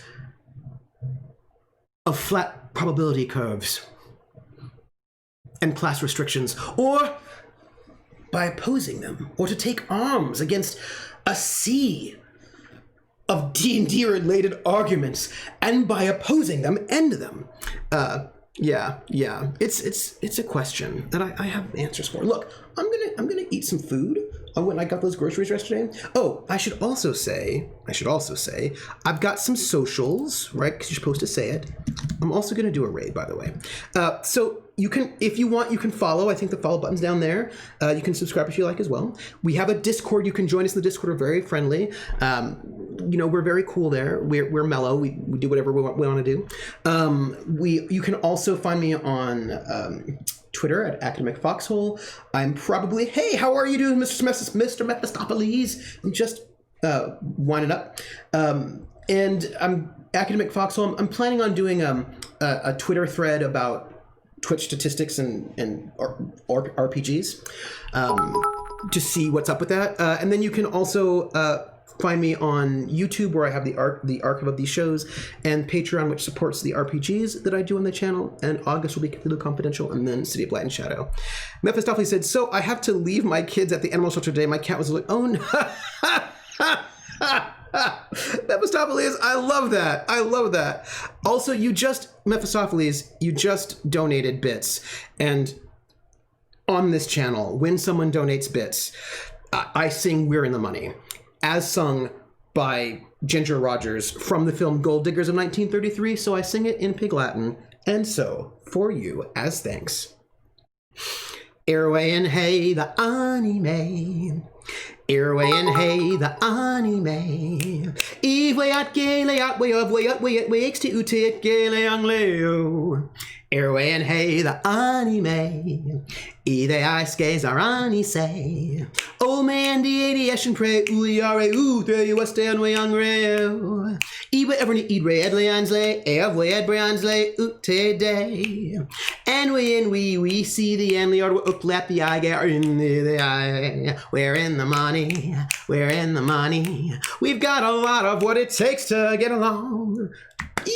Thank you so much for those bits. That's awesome. Hey, Mephistopheles, I practiced that Pig Latin so much. I practiced so long. It was like hard because Ginger Rogers is amazing. It's tricky. It is tricky. It's tricky to rock around. That's right. In Pig Latin, it's tricky. It's tricky. That's it. I'm gonna go eat food, but let's go and raid somebody. Yeah, the singing has helped. Let's raid. What do you mean no results found? Who's available right now? Normally they give you, I don't know what's going on with my raid thing. Normally they tell you who of your friends is live, so you can sort of know who, but it's not giving me what I want. Who can we raid? I want to raid somebody interesting.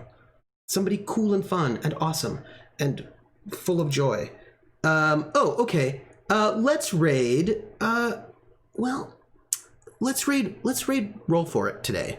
We did Luxy Games last time, so let's raid Roll For It today. They're doing very well, but they're doing their vampire game, which I really love. So we're gonna raid them because their vampire game is awesome. Facebook that we got. What am I eating? I think I'm gonna eat a tuna. Oh, I know, but we raided her last week, so I don't want to do 2 weeks in a row. We'll alternate. We'll alternate is what we'll do. Because, you know, we want to mix it up. This is our raid command. So if you want, we can give our weird art history joke to the peoples. And I'm gonna go have like a tuna sandwich, I think. So let's start our raid, everybody. We're gonna start our raid. In 10 seconds. So thank you, everybody. I really appreciate you being here. I will see you next week.